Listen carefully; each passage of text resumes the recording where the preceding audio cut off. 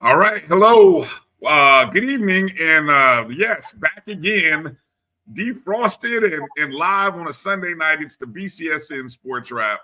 Bryan Fulford, and joining me is none other than the voice of Alcorn State Sports Radio, Charles Edmond. Charles, how you doing tonight, my man? I'm hanging. I'm a little bummed out. I would love to be watching my Rams in the championship game right about now. I'm bummed about that. I'm also bummed about the fact that our Braves blew a 20-point lead last night at home to your Rattlers. Oh, well, look, I mean, there's two sides to that coin, Charles. We'll get into that. We will definitely get into that very shortly. But, yeah, man, I'm sitting here watching this. Coming in where we're coming in Sunday night towards the end of the Washington Eagles game, I think Barkley scored 4 touchdowns. Hurts scored 3 touchdowns for the Eagles. I was rooting for the Commander Skins or whatever the name is. I think that's an appropriate name for them, right? The Commander Skins. That homage to the old school. My father my father, cousins, aunts, uncles, a lot of Redskin fans. Even though my family is from Philly, there are a lot of Redskin fans in my family. My mom is she was an Eagles fan, obviously representing always when the Eagles were playing, especially against the Redskins. So that house divided. So, but man, I tell you, woo, what a game! What a game! Basically what we're seeing right now. But the Redskins are doing. I mean, the Commanders are doing it to themselves. They kind of 3 turnovers, bad timing. But our team, at least you went to the playoffs, Charles. My Colts, we're not going to talk about what happened to them, but got to figure out if Anthony Richardson is your quarterback of the future. He's not. Nope. He's not. I'm out. 2 years, Charles. I'm out. I'm out of that experiment. I wish we could move on. There's no good, nice way to move on, but I'm ready to move on. I would not be mad, but it is what it is. So. Yeah. Well, you got a lot of potential free agents. I mean, which way you want to go? You want to blow it up and start over with getting someone in the draft, or it could be some free agents out there. Kirk Cousins is out there, perhaps. You got the quarterback Sam Darnold. You got some names out there that could be moving on. So depends on which way you want to go. You want to do a stopgap, or are you ready to blow it up and draft, go young, and just kind of build it like that? It is interesting because I think every decision comes down to can you get better in 1 year? Because there's fluidity. I don't know if you can really plan for you can talk about a quarterback of the future, but when exactly. Emmett Jones, thanks for coming in and joining. Yeah, Anthony, tap out Richardson. I can't do it. I can't do it. I can't do it with him. You're right. I cannot do it. Justin Fields is available. I don't know. Is he any better? I feel like you'd end up doing exactly what Pittsburgh did, which is they went and got a veteran. They got Fields.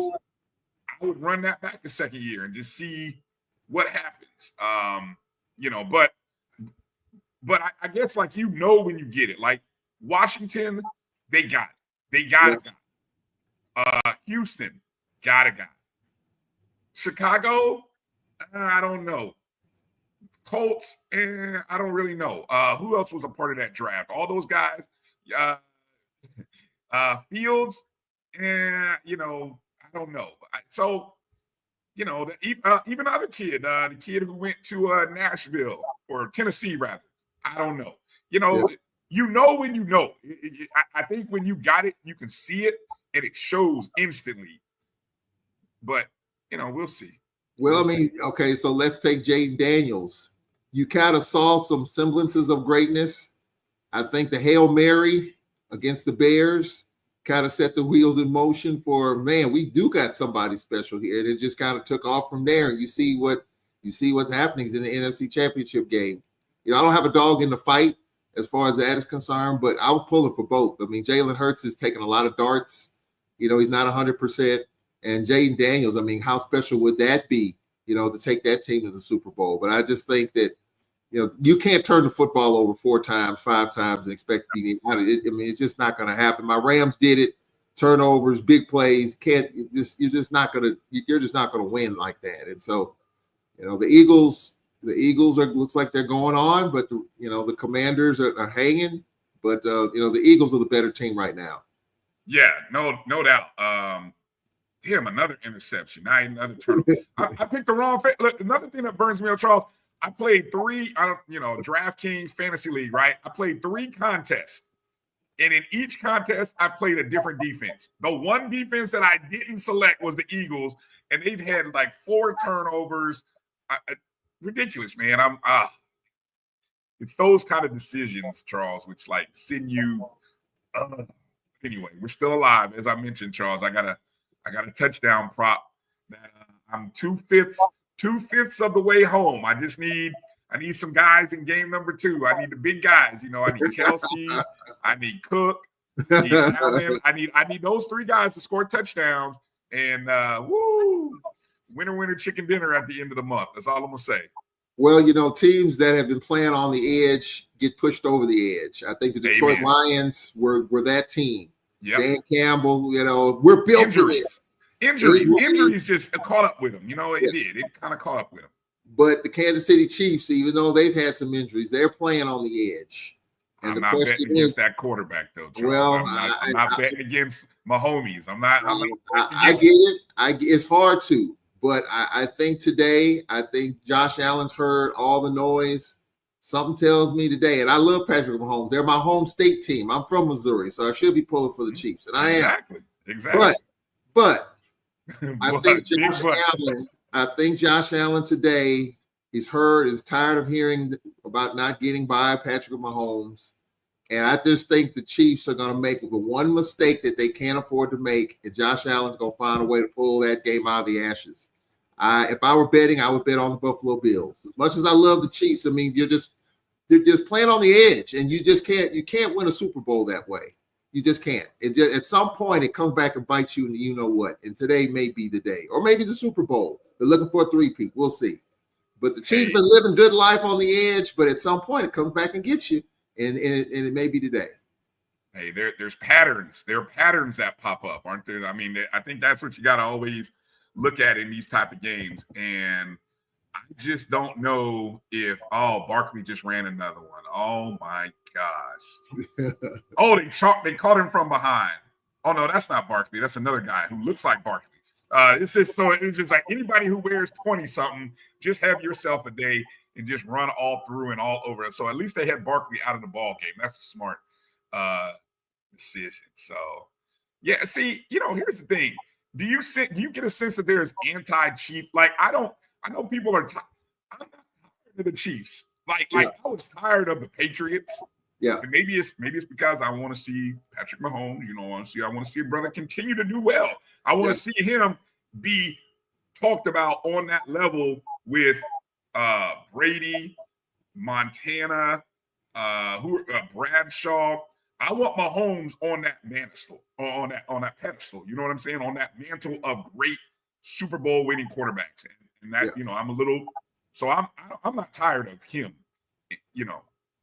I'm just, and Andy Reid's a cool dude. I mean, a guy who loves cheeseburgers, a big guy. So I mean, I can't root against Andy Reid. I mean, so Some of it is smoke and mirrors too. There's this assumption from fans like me and others that the Chiefs are being handed gifts, refs getting the benefit of some of these calls. And it's you can say what you want to say about that. Yeah. I think people are tired of that. So people are tired of the team. People are tired of the Chiefs because of that. Now, if they were dominant football team and just running roughshod over people, I think that people would pull for them. But I think because of the fact that they just seem to be living on the edge. I mean, a call here, a call there, no call here, no call there. And they're like, man, right. I mean, just human nature. I mean, I think it's just us as humans, as sports fans. Like, is the NFL helping the Chiefs win their third straight? I think that's, some people like saying that, but I think people are tired of that. Patrick Mahomes has said and done absolutely nothing wrong. He's just finding a way to will his team to the next step. But I think just the way that it's being done, more so not the game, but the way it's happening, I think people are just saying, you know what, the Chiefs are being helped here, and I'm tired of that. And now let's see if someone can knock them off. And I do think that Josh Allen will have an opportunity to do that today. All right. Well, so Charles is rolling with Buffalo. I'm rolling with K. At this point, I'm rolling with KC. So even though it looks like we're going to get that rematch, who knows? You could get the rematch. That's why I was rooting for the Commander Skins, because I didn't want a rematch, but I would be shocked really if Buffalo were to win, to be honest. And I guess that's because you got to beat the beast. You got to beat the champ to be the champ, right? That's what the old saying is. Mm-hmm. So yeah, I guess that's what's at play. All right. Well, look, we're here for a good time, not a long time, Charles. And I appreciate you taking time out tonight. And we're gonna get into talking about a few things, kind of give people a little break in between the games, because I know a lot of you who might be watching, you're gonna get snuggled up and get around the TV and watch this AFC Championship game. But we got some stuff to talk about. Not only happening around Black college football. It's been a minute, Charles. I haven't done a show on Sunday night in about 2 weeks. I a little traveling and was kind of up in Atlanta with celebrating my other college football team that I love, grew up on, Notre Dame. And so, and then I think I don't even remember what happened the week before. I think AD had a thing. No, that's what it was. We had the broadcast. So we ended up broadcasting the Morehouse Miles basketball game, which got delayed to a 4:00 start, which means by the time it ended, it was showtime. And I told Drew was in, he was obviously at Morehouse. And I was like, yeah, we might as well not even bother doing the show. So this is really just the second show of the week. So I know, it's just a matter of me catching up. But it's basketball season, Charles, and so we'll get into we'll talk a little basketball here because your Braves, my Rattlers, were in Norman last night as the Rattlers, Florida A&M, they're taking the Mississippi tour Thursday through Monday, and then I do want to wrap up sort of our Black College BCSN HBCU football awards and just kind of put all that out there, because I had it all ready to go at the beginning of the year, but AD made me push it back. And then, of course, we don't do 2 weeks of shows. So that's just, that's just par for the course. It's how those things roll. And we can put a bow on Division I HBCU football hirings now that we know every opening has a job now. So we'll talk about that. And then spring sports are right around the corner, as the month of February kind of signals the start of baseball season. So, yeah, guess what, folks? Baseball season is about to kick in. So we'll talk about that. But let's start with the game that took place last night in Norman, Mississippi. Charles, the FAMU Rattlers, Florida A&M Rattlers, came into Norman with a doubleheader. The women going up against the Lady Rattlers versus the Lady Braves. And then you had the men followed. You called both games on I guess it was on SWAC Digital, correct? SWAC Digital Network. So let's start with the women first, Charles. And here's the thing, and I told you this offline. Florida A&M, the women, snatched a defeat from the jaws of victory, and the men snatched victory from the jaws of defeat in both games in dramatic fashion. So I guess, Alcorn can look at it the opposite. The women can say, yo, we had a game that we were probably going to lose, found a way to win. And then the men are probably looking at it like, how in the heck did we lose a game? You're up 20 in the second half. So let's start with the women first, Charles. A game that goes to overtime. Look, I was upset about the fact that it went to overtime in the first place. I was kind of head scratching that it went to overtime. And then we get to overtime and you lose. I've never seen a team lose a game and don't give up a field goal. Now, so your observations, what you saw from the first game there between Alcorn and FAMU. Yeah, I mean, just if you look at all the parameters leading in as far as the Braves are concerned, we got our best player back at Destiny Brown, who due to some off the court stuff took some time away from the team. And yesterday was her first game back. So what kind of conditioning was she going to be in and give us what she can give us? But we did get back one of our second best players, Charmaine Finley, who you haven't heard her name called often because she had a high ankle sprain. She's been out, and she showed up and showed out last night. Her points were huge. It was a great basketball game. I mean, I think it was back and forth. FAMU hit a big three, to send the game into overtime. Just when you thought that the Lady Braves were going to win it in regulation, then, going into overtime, and I was talking with our coach, Nate Kilbert, about it. You see how these games work, Brian. You get a shot at the horn to send it in overtime, and the team that had the lead late, lost it late, kind of falls apart in overtime. And I was kind of worried about that because FAMU just scrapped and fought. They got some of those 50-50 balls, gave themselves some extra possessions.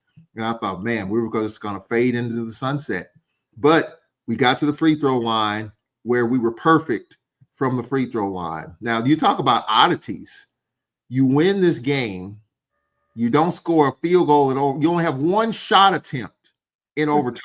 Lady Braves had one shot attempt. Unbelievable. But they were 12 for 12 from the free throw line. Free throws wins games. That's why they call them what? Free throws win games. But we have had our struggles from the free throw line. But last night we hit them when it counted. I was worried about our conditioning. And look, that was a game that we had to win, considering we lost a couple in Texas and we were the number 10 seed going in. But I give Florida A&M all kinds of credit. Carter with a double-double, 11 points and 10 rebounds. They won the battle of the boards. We won the free throw line. We won the free throw line plus 20 from the free throw line. So that shows your aggressiveness, ability to get to the free throw line, and then you're able to knock them down. But Florida A&M with 27 turnovers, it's hard to overcome that. We had 23. It's hard to overcome that most nights. But that was just one night in which, even if you look at the shot attempts, Florida A&M had 67 shots at the basket. So if you just take a look at those, they were plus 15 in that category. So the Rattlers had some chances. There were some layups, opportunities missed, but and Florida A&M had 5 players in double figures, 72 points, on the road. That's good enough to win in the Southwestern Athletic Conference on most nights. But on this particular night, the Lady Braves won the game from the free throw line. And so you have to give them credit for that. It's funny you say winning the game at the free throw line, because you can win at the free throw line. You can also lose at the free throw line. FAMU, the Lady Rattlers, were 6 of 15. Yeah. That's head scratching. And the bad part is your key post player was 1 of 6. And that hurts. And we did have more turnovers than you scoffed at the 23. FAMU had 27, but I think what we talk about, points off of turnovers. So FAMU had 14 points off of turnovers. Alcorn had 31. You know what I'm talking about? So we were talking about turnovers. Sometimes you see these large numbers in turnovers, and sometimes they matter, sometimes they don't. Yeah. When you commit 27. And so you committed 4 more turnovers, but your opponent had, I'm doing a quick math, 17 more points off turnovers. I mean, and then you combine that by shooting 6 of 15 from the free throw line. It take any number you want, Charles. Any number, you don't win games like that. So the fact that it went to overtime was we were fortunate to go to overtime, and then we were still even fortunate that it went to the free throw line. But I don't know, man. That's a frustrating game to lose on the heels of the Lady Rattlers going to Jackson on Thursday, having a lead. I think either into the fourth quarter or at the start, and then not being able to close that game out in Jackson. So it's tough winning road games in the SWAC, which it should be, right? It should be tough winning on the road. So that's what this team is really trying to find. They haven't, they're 0-4 right now on the road. It is right. It is what it is, right? Yeah. I mean, look, I'm not going to discount Bridget Gordon's team. I mean, I was impressed with her last year in year one, and just, some of we had a lead on them in Tallahassee last year, 3 minutes left, and they found a way to pull that game out against Alcorn and Tallahassee. I think Coach Gordon's got that team going. I think Rattler fans should be happy with what they have there in Tallahassee with Coach Gordon. And, you just got to keep riding with it. I mean, it's just her second year. Just got to give her a little more time. But I think FAMU will be a team that'll be in the mix. Top 4, top 5. You get a couple of good players in there. They could be pushing a Jackson. They could be pushing a Texas Southern. And as you mentioned, against Jackson the other night, they were right there. And against the Lady Braves, they were right there. So it's tough right now, but I think FAMU will be better from it. Yeah. Just a quick look at the scores from yesterday in the SWAC from the women's perspective. Probably one of the spotlight games was down there in the bottom right, and that was unbeaten Texas Southern traveling to Alabama A&M and handing them a 75-65 loss, or I should say Texas Southern remains unbeaten. Jackson State 64-47 over Bethune, and they are sitting at 6-1 in second place. Charles, have you had a chance to see Texas Southern yet? Oh yeah, we played them last week. Our last week was in Houston, and we lost 70-48. We did not play well at all. But Texas Southern is a real deal as of right now. I mean, I think this game yesterday was the premier game on the women's side in the conference. And look, Coach Skeet, and she played her college basketball at Alcorn, so I know her well. And I was kind of concerned the first couple of years that she was there, but she had a lot of players transfer out. I mean, you have that when you have a new head coach, a new way of doing business, and players can't take it or for whatever reason, and they transfer out. But from what I've been told, this team plays well together. They like being around each other. They hold each other accountable. And you kind of see that in the loosey-goosey play in a positive way. And I think a game like that was their big true road test for them to go to Huntsville, long road trip. I mean, that's a tough trip from Houston, Alabama. That's a tough trip no matter how you look at it. And for them to win that game the way that they did says that, you know what, we're here. Texas Southern's women's basketball is here. And look, it just falls in a long line of coaches that have done well there. Cynthia Cooper's done well there. And so, I was kind of worried about Coach Skeet a little bit because the standards are so high for Texas Southern women's basketball. The men too, of course, but Johnny Jones has done a dynamite job. But Coach Skeet, as of right now, still early, a lot of ball in front of them. But as of right now, they are the team to beat and looking pretty good right now. Yeah, and I know Southern, looking at the standings, Southern is 5-1. And I don't know. Look, Alabama A&M was everybody's darling at the start of the conference play. They were the only team coming in with a winning record in non-conference season. I'm going to say it, and I'll say it right here. I wasn't surprised when Jackson State beat them. Alabama A&M had to go to Jackson State. I wasn't surprised that they lost that game, and I'm not surprised they lost to Texas Southern. And I know look, I'll preface it by saying I haven't watched deep dive a lot of games for Coach Thornton. Just I see a good coach, but I see a lot of good coaches. I'm just not putting her at the level that I think a lot of people were crowning Alabama A&M early in the season. And I say that based off what I saw at UAPB. I saw good players, good teams, but they never really seemed to hit their peak and get over the hill. So, you know, I don't know. You know, I mean, I'm just label me as not impressed as entirely as everybody. You know that. So that's just me. Yeah, so I'll leave it at that. I mean, you haven't. I mean, clearly you haven't seen enough. This is year one, and yeah, it was the big surprise on the women's side. Coach Thornton leaving UAPB to go to Alabama A&M. That shocked me and a whole bunch of other people. It was an upgrade, though. It's an upgrade. It's definitely an upgrade in terms of support, resources. It's an upgrade. So I don't doubt her fault. Her, you know, I would have left too. I mean, but you know, yeah, sorry, Arkansas Pine Bluff. Sorry. Yeah, I mean it is, but it, you know, but at Alabama A&M now it's a little bit different mindset. Dr. Bryant is doing things a little differently. The expectation is higher. Then you got a second year arena. Anytime you get a new building, it's always like a program is starting over. They're getting some upgrades on some other stuff.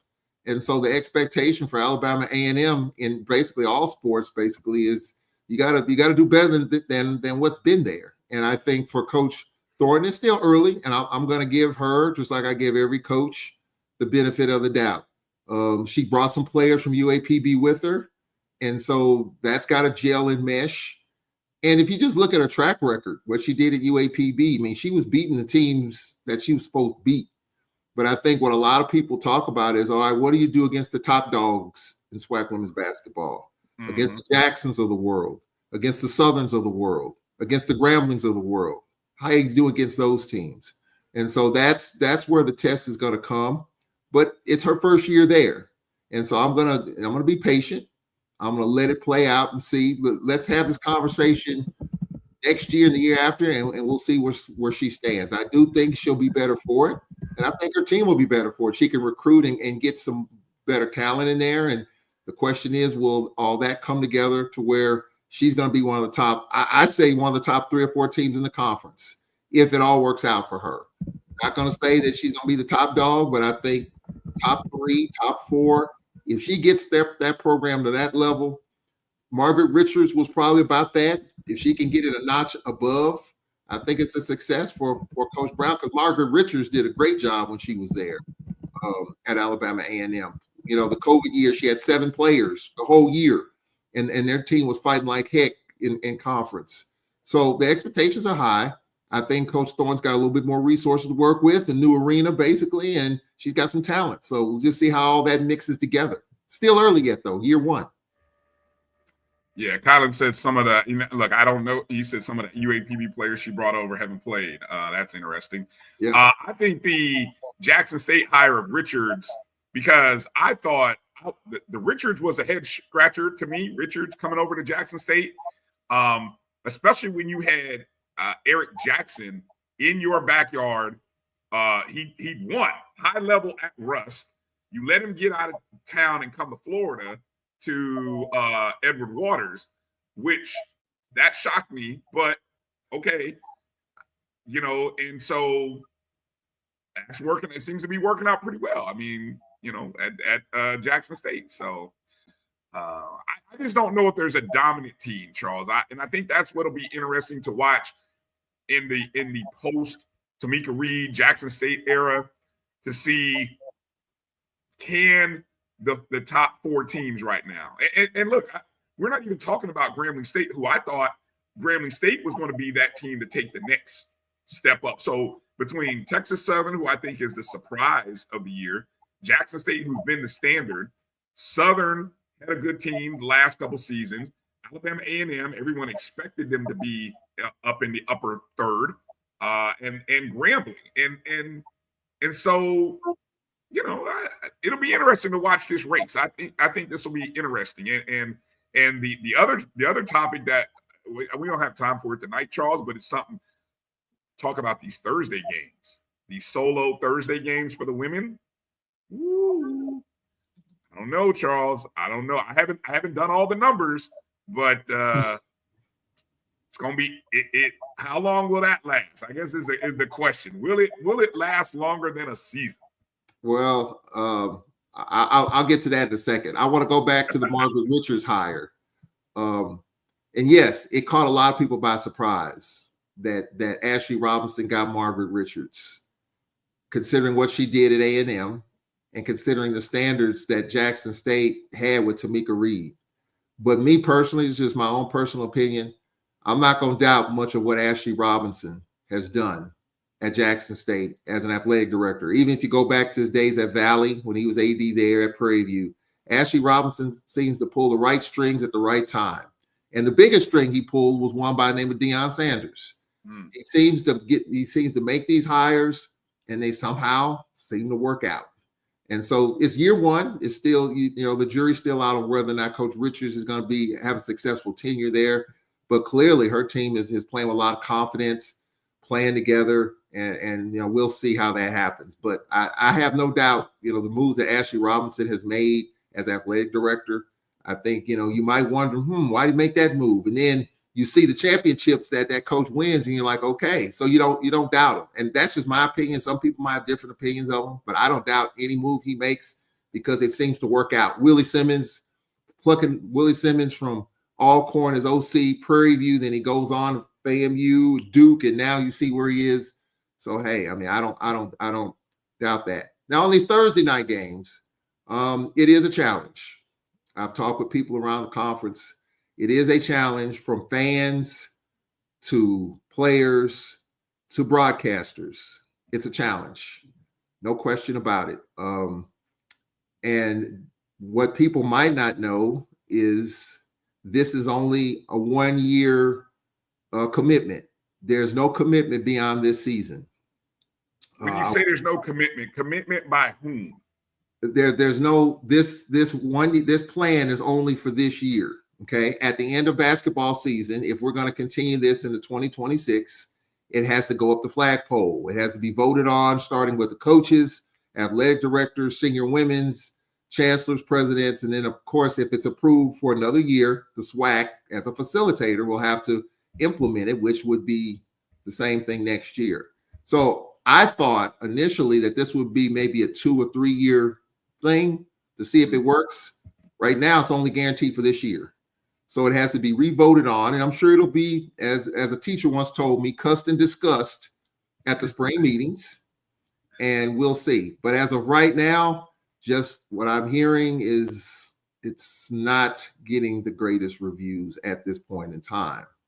There may be some other stuff there to kind of help convince some other folks in the spring meetings to continue it, but right now, it's not getting the greatest of reviews in terms of attendance. I've talked with our folks, you're getting people in place for 3 games in 5 days, Thursday, Saturday, Monday. That's a stretch in resources in some cases, in many cases, I'm sure. So it's different. And yes, look, we're in a society now in which you got to think different. Things are being done different at all levels. You're seeing that, from politics on down the line. It's different. And so it's different with this. But the reviews right now are on the other side of not great. But again, it's just for this year. It has to be voted on in the spring meetings, which would be in May, to determine whether it will continue after this year. But it is a challenge. And for sure, the attendance, you're kind of seeing that. And so it's going to be an interesting debate once these spring meetings take place in May, whether this thing continues. So I'm like my guy, Dim Boys here, is going to ask, what when you talked about this evaluation, what kind of factors, what are the things? Because I'm just sitting here, I'm just looking at attendance numbers, right? And I'm going to go back and do, they've had 4 weeks of Thursday games already. Mm-hmm. So the one from just the 23rd, there were only 2 games that were played on Thursday. That was the Florida A&M at Jackson State, and then Grambling at UAPB. You had a total of 753 people at Jackson State and 647 at UAPB.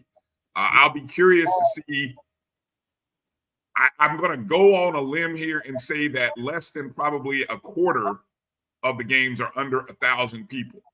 So brings me to the question, and then I guess, so in order to make that study relevant, to be able to, you got to go back and look at what it was like previously when they were double headers. But even that, I think, is kind of skewed, because can you really compare a standalone game against the first part of a double header on a Monday or Saturday? I don't think you can either, but okay, I'm willing to do it. But so the question on the floor, what kind of evaluation things do you think are out there for this topic? I think just in terms of travel, I think in terms of just the energy and synergy in terms of these Thursday night games, attendance, as you mentioned, and just talking with people around the league is just different in terms of you're preparing for an extra game, and resources are kind of, I wouldn't say stretched, but it's a challenge, because when you're putting on a basketball game, you got to have security, you got to have your admin people. I mean, yeah, you got to do what you got to do, but it's different. And look, I'm not against the concept of it. I understand why it was done, but it is a stretch and it is a challenge. Why was it done, Charles? Remind me why? Because I'm scratching my head. Why was it done again? I seem to have forgotten. Why was it done? Well, I mean, women's college basketball, if you go back last year, women's college basketball has been on the rise. You talk about the Angel Reese and the Angel Reeses of the world. So women's college basketball has been ascending in terms of having their own platform and having a bigger platform. So I think what probably has happened is, why not the SWAC women's basketball have that same type of platform, which is have their own day in which they have their own games, which is on a Thursday night. So you're kind of riding that wave. And again, in order for this to be approved, it has to go up the chain of command. And so obviously enough convincing was done all up and down the line to make it happen. And so that's my interpretation of it. But again, this is only a 1-year deal as of right now. It's only guaranteed for this year. It has to be revoted on at the spring meetings in May or June. I can't remember when spring meetings are, in May. It has to be revoted on. And it's getting some mixed reviews. It really is. I mean, you look at the attendance and you just look at everything that's involved with it. It's getting mixed reviews. So there's going to have to be some discussions had by coaches, administrators, and all of that in order for this to continue going into 2026. If it doesn't, then we're going back to double headers. If it gets voted down, it takes 8 out of 12 to make it, the majority, 8 out of 12. If they vote to do away with it, we go back to double headers. And I think our fans are still trying to figure it out. I was talking with someone back in November about this schedule, and they got a headache from me explaining it, and I got a headache explaining it to them. And so, because it's different. It really is. And for me, look, I was at Prairie View last week 4 times out of 5 days last week. And because you're going to shoot around, you're going to practice, you got 2 games. And so as an announcer, as a broadcaster, you're making 2 trips to the same location, one on a Thursday and one on a Monday. So it's different for me. But as long as I know in advance what's going to happen, I can prepare for it. But for fans, are fans prepared to make that investment financially to go 3 times in 5 days? I think that's the other part of it. There's a financial piece to this too from the fans.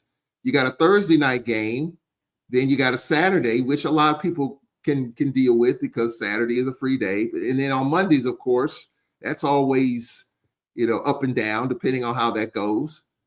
So it's different. It's different for folks. It's different for administrators. It's different for ADs. It's different for coaches. Even the travel piece of it is a little bit different. So I think it's going to have a pretty hearty discussion once we get to the spring meetings, but the reviews have been mixed at best so far. We still, our next road trip, we got to go to Grambling Thursday.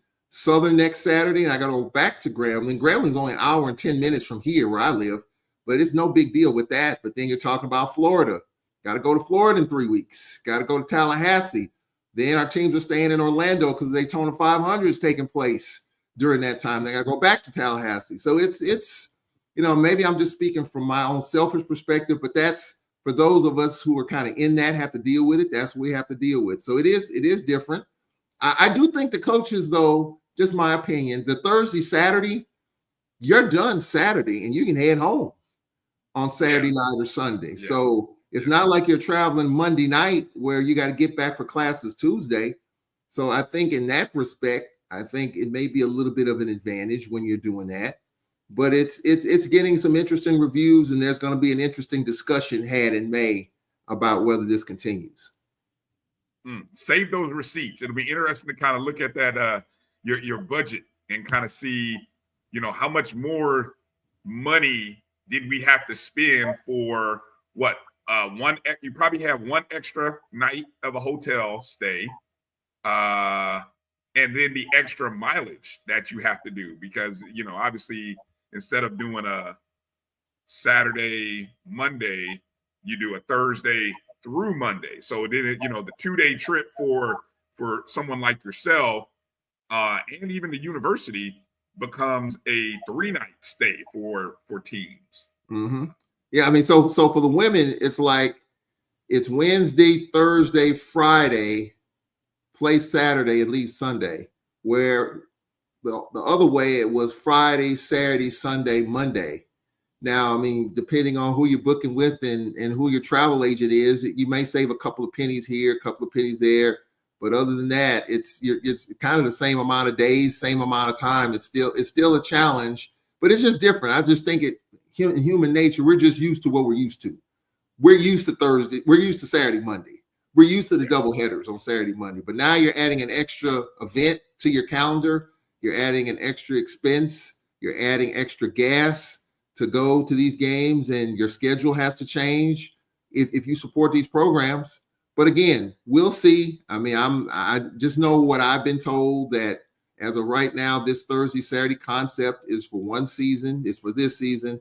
It'll have to be rediscussed and revoted on in May in the spring meetings, and we'll see if it continues. But there's been some interesting conversations, to say the least, about this. And even just from the media perspective, I mean, I was at Texas Southern last week, and it was a Saturday game, and they feed you well on the doubleheader nights on Saturdays, but they're not going to give you that same steak and baked potato on Thursdays and Mondays. That's not going to happen. So even from that perspective, you're counting pennies on that too. So it's an adjustment for everybody.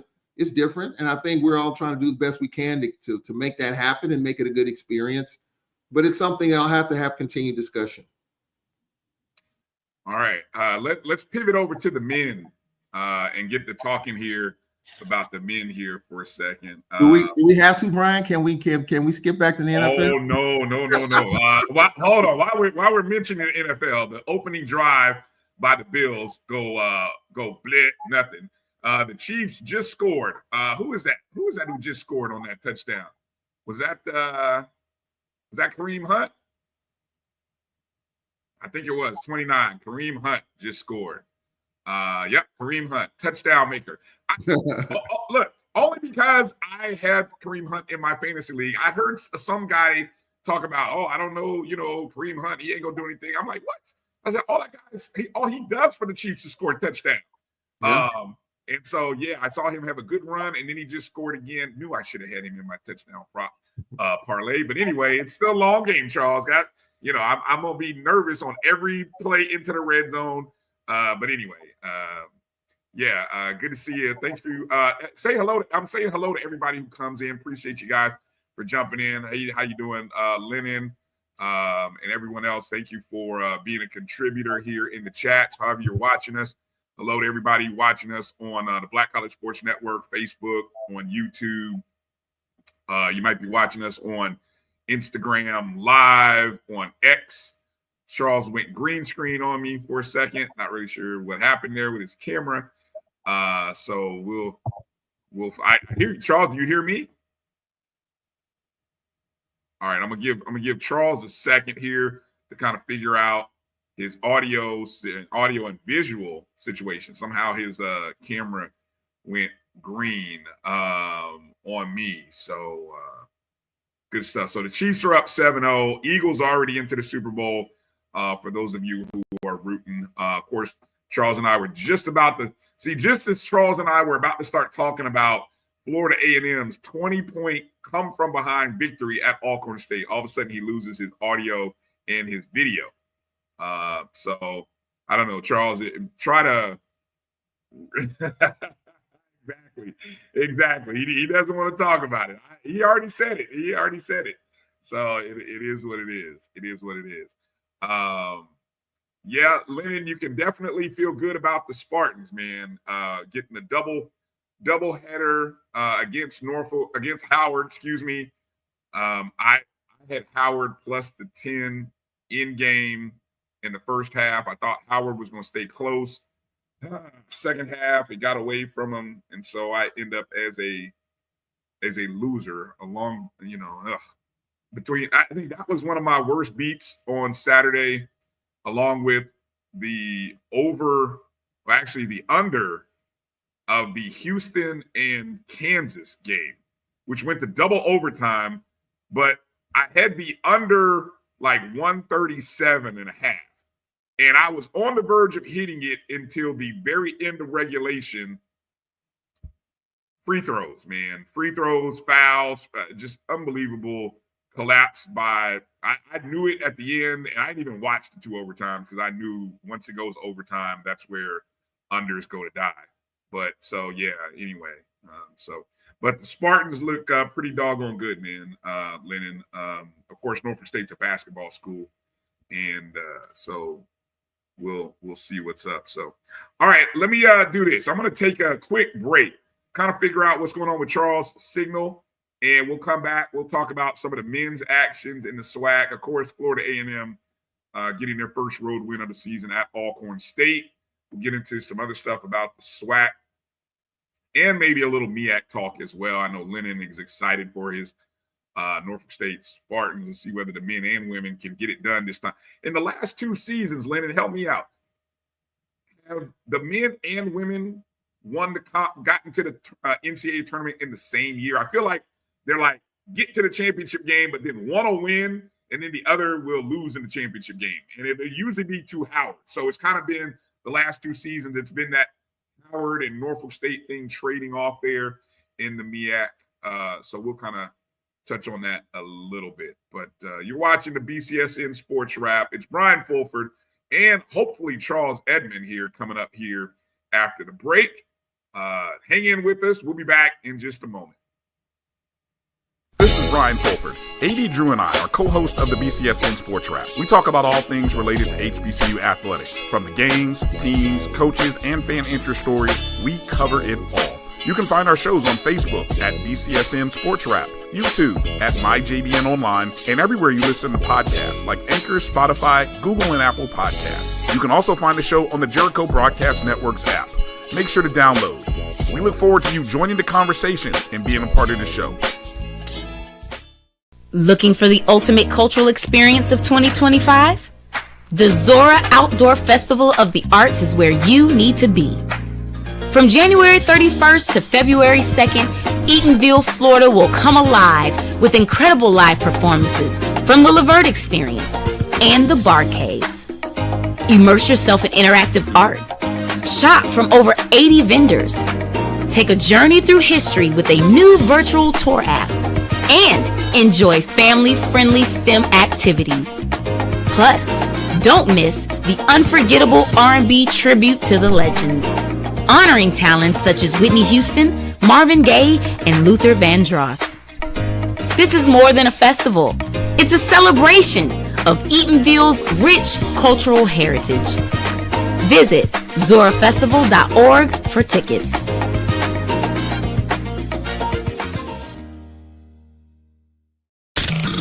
The human voice has always connected audiences with experiences. Major brands all across America have trusted Cover's voice time and time again. Conversational, powerhouse, intelligent, and sincere. That's the voice you need for your creative marketing process. KeaversVoice.com. Kever's Voice, Kever's Voice, KeversVoice.com. Always on, all the time. Hey y'all, it's your girl Sonia from She Say Sports. Make sure to check us out every Friday morning at 9 a.m. on Black College Sports Network, YouTube, and Linktree. And please don't forget to subscribe to our YouTube page.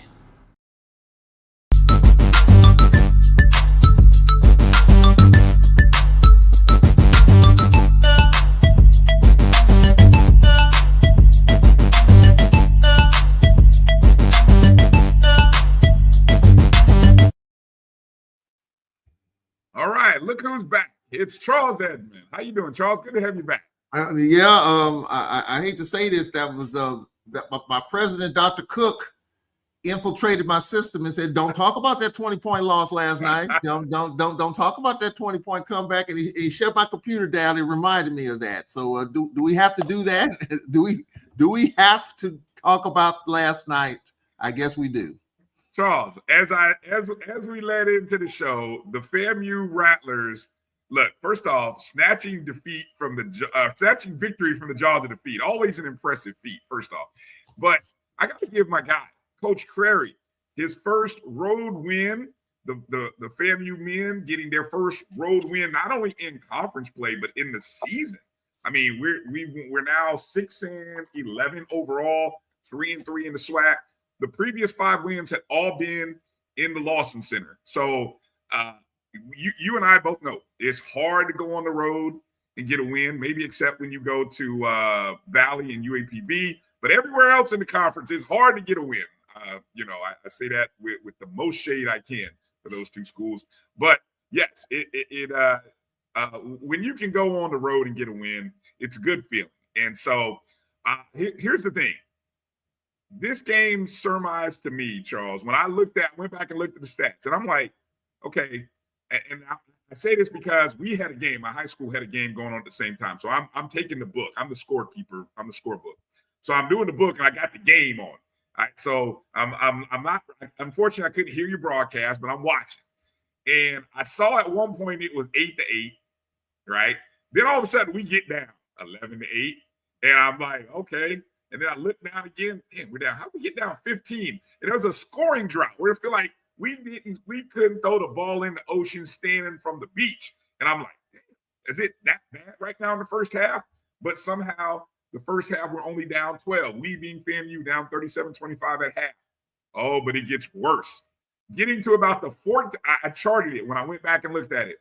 At about the 14:48 mark, we are down 20. 49, I think it was 49-29. Yes. 49-29. Damn, 14 something. The ESPN index said we only had about a 80% chance of winning at that point. Oh, wow. Something like that. You know, I love that ESPN index, right? It tells you. I learned not to trust. I learned not to trust that thing after our game against Jackson State, right? I learned. Don't trust that thing. It's a painful thing to look at, but it's fun to talk about, though. But yeah, so from that point forward, we hit, in order to take the lead by 2 on a Sterling Young 3, where we actually would go up 57-55, I think it was. We hit 6 threes during that stretch to basically close the 20-point gap, to take a 2-point lead over the course over a 9-minute stretch, Charles. We went from down 20 up to, I loved every minute of it. I know it was painful for you to watch and sit there and deal with it. And my Rattlers ended up holding on to get a 1-point win, 65-64. Woo, Charles, what did it look like from your vantage point? Well, of course, I was calling the game on the SWAC Digital Network. So I was trying to keep my neutrality in it. But I'm saying to myself, I can't believe what I'm looking at here. I cannot believe what I just saw. But first of all, I want to say this to the Rattler Nation, to you, your FAMU grad, to all, AD, Roy, all the Rattler Nation, the VP of athletics, the president. you need to go ahead and lock up Coach Carey. You need to go ahead and do that now. Have a board meeting tomorrow morning and go ahead and give him the deal. He was a really good coach and really stoic in a very tough situation. I'm watching him on the sidelines. I mean, his team's down 20. Now, I will say this about FAMU. They're a 3-point shooting team. They came out from the parking lot shooting threes, but they couldn't hit. They were 0-12 in the first half.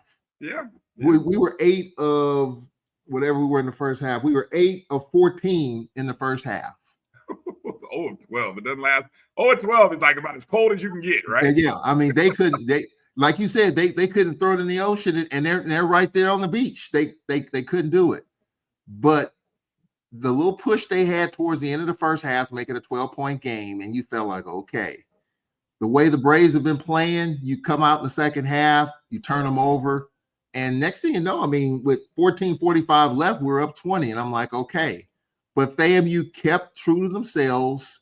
Those threes started falling, and your two guys, Young and Matthews, once Young hit, then Matthews hit, then Matthews hit, then Young hit, and man, the onslaught was, I mean, it was so pure, Brian. And I'm saying this now because I'm not doing Swag Digital Network now, but you know when you shoot the basketball and it's so pure, the nets don't move. Yep. How good they were. Yeah. And we didn't do a good job on ball screens and fighting through those. And Landon Bussey talked about it after the game, you know, being tough, fighting through those things and make it easier for those guys. But those guys stepped up, and the stats said they carry this team. And Matthews with 16, Young with 19, they carried that team. And it was an incredible thing to see. I know our fans on social media were highly frustrated and agitated because that doesn't happen at home. Now, there are games in which we've blown leads, but we found a way to win, whether in overtime or in regulation. That was just a flat out just let down, you know, and if you're a Braves fan. And so for Landon Bussey, he says we got a long way to go. I think we got a longer way to go now. But for FAMU, the administration, the president, the AD, lock up Coach Carey. He's your coach. He clearly has shown that he can do it. He's been professional throughout this whole thing, and even though he's on a 1-year deal, I hope he gets a 3-year, 4-year. I don't know what they give you there, but he's your coach. From my understanding, he will get a longer contract, and if he does, good for FAMU because he's a young coach. He didn't panic. Teaching, coaching, just, you know, guys not being in the right place, but he wasn't on them hard. His team shot their way out of it. They shot their way in it. But look, I'll say this though. They rallied from 20 down and they had a 6-point lead with 1:20 left. They got the basketball. I was expecting to use clock. They shot another 3. They missed. That miss opened the door for the Braves to get back in the game. Mm-hmm. Got to the free throw line and they got back in the game. If FAMU uses clock right in that moment, we're going to have to foul. They might make free throws, they might not. But I understand. I mean, when you feel it's called a heat check. Yes. They were so good. I mean, why not? But that actually helped the Braves get back in the game and make it as close as it was. But nonetheless, did FAMU win the game? Did the Braves lose the game? I think FAMU just shot themselves right back in it, and that's how they did it. We got some major work to do, but congratulations to Coach Carey. And if he gets this one tomorrow night at Jackson will top the league. They better have a contract. They better have a contract ready for him when he gets right back into Tallahassee. I'm calling AD Suggs up. I'm calling board members. I'm on an email campaign Monday night, and I'm tagging every board member, like, y'all better have a special meeting on Tuesday. Special board meeting on Tuesday to approve the 3-year deal or 4-year or whatever we need to do to lock up Patrick Prairie. Yeah. I mean, so who would have expected this? You know, when you talk about the SWAC pecking order, I mean, I think there was some empathy and sympathy for FAMU, considering if you follow Coach Carey's situation and how all that played out, you know. But for him to be able to stand tall, tough non-conference, we all had it. They beat Valley and Pine Bluff. I think that gave them a little bit of confidence, even though some people might say, well, that's not doing much. But in this league, you never know what's going to happen. And so they got those 2 wins, down 20. You know, a win like that could send you on a run that you hadn't seen. I mean, Alcorn is a really good team. Landon Bussey locks you down, passionate, intense. That doesn't happen. What FAMU did doesn't happen. We've given up leads before, but we found a way to win the game. We gave up that lead, had a chance to win the game, and didn't. And I know people are looking at FAMU. They don't even consider, I know some of our fans don't even consider FAMU in the pecking order because they hadn't been that great. And so it hurts our fans, I think, even to this day. You know, we got a game tomorrow. We're going to have to win that one. Reggie Theus, we had an 18-point lead against Bethune-Cookman last year and found a way to win that game last year at our place. So, you know, it's a big game for Alcorn tomorrow. Before we go to Grambling and Southern, that won't be easy. But this game last night was about FAMU and their willingness to just continue to fight and battle. And this is one of the few games in conference where we lost the battle of the boards, big, minus 14 on the boards. We were really good on the boards against Texas Southern and Prairie View. But at home, minus 14, that's not Landon Bussey at all. That means we got whipped, the toughness, you know, the physicality. We lost that battle. So I'm sure right now he's trying to tear it apart and get ready for Bethune-Cookman coming up on Monday. But congratulations, Florida A&M. And for Alcorn, we just got to get back to work. And I think it just adds to the uncertainness in this Southwestern Athletic Conference. Alabama State, A&M playing well, some tough losses, but they're going to be right there. I think the Braves are going to be right there. Texas Southern's right there. And now you can add Florida A&M is going to be right there, I think, when it's all said and done. So I'm, you know, obviously my friends, and I'm calling them friends, right? My Jackson State people, you know, it's like, oh, don't worry about it. It ain't happening. They're coming into the den. So I'm sitting here, look, I'm looking at Jackson State, right? Okay. So hold on. Am I looking at the right season? Yeah. Okay. So the team that went 0-13, 12, 13, something in the non-conference, right? They've kind of found something of late, right? You know, and I don't know. I guess it is true that the non-conference kind of builds you, even though, you know, we've heard coaches disagree with that. Maybe that is what's happening for Jackson State. I'm looking at kind of wins. Obviously, they opened the season with the 3-point win at your place. And then they hosted the Alabama schools, got a 7-point win over State, triple overtime game against Alabama A&M. That was a heck of a game. Got a win against Prairie View on the road, lost to Texas Southern, who appears to be back as if they had really gone anywhere, right? Texas Southern appears to be back. And then got a 5-point win against a Bethune team, a very good team. I don't know if going 0-12, right? And I agree with my guy EA here. I don't know if going 0-12 is sustainable because it's not sustainable and you can't do it. You can't do it multiple times. But that's what this team does. Like Coach has said, the guys he brought in are shooters. Now you got to be able to make shots. You know what I'm saying? It's a make or miss league.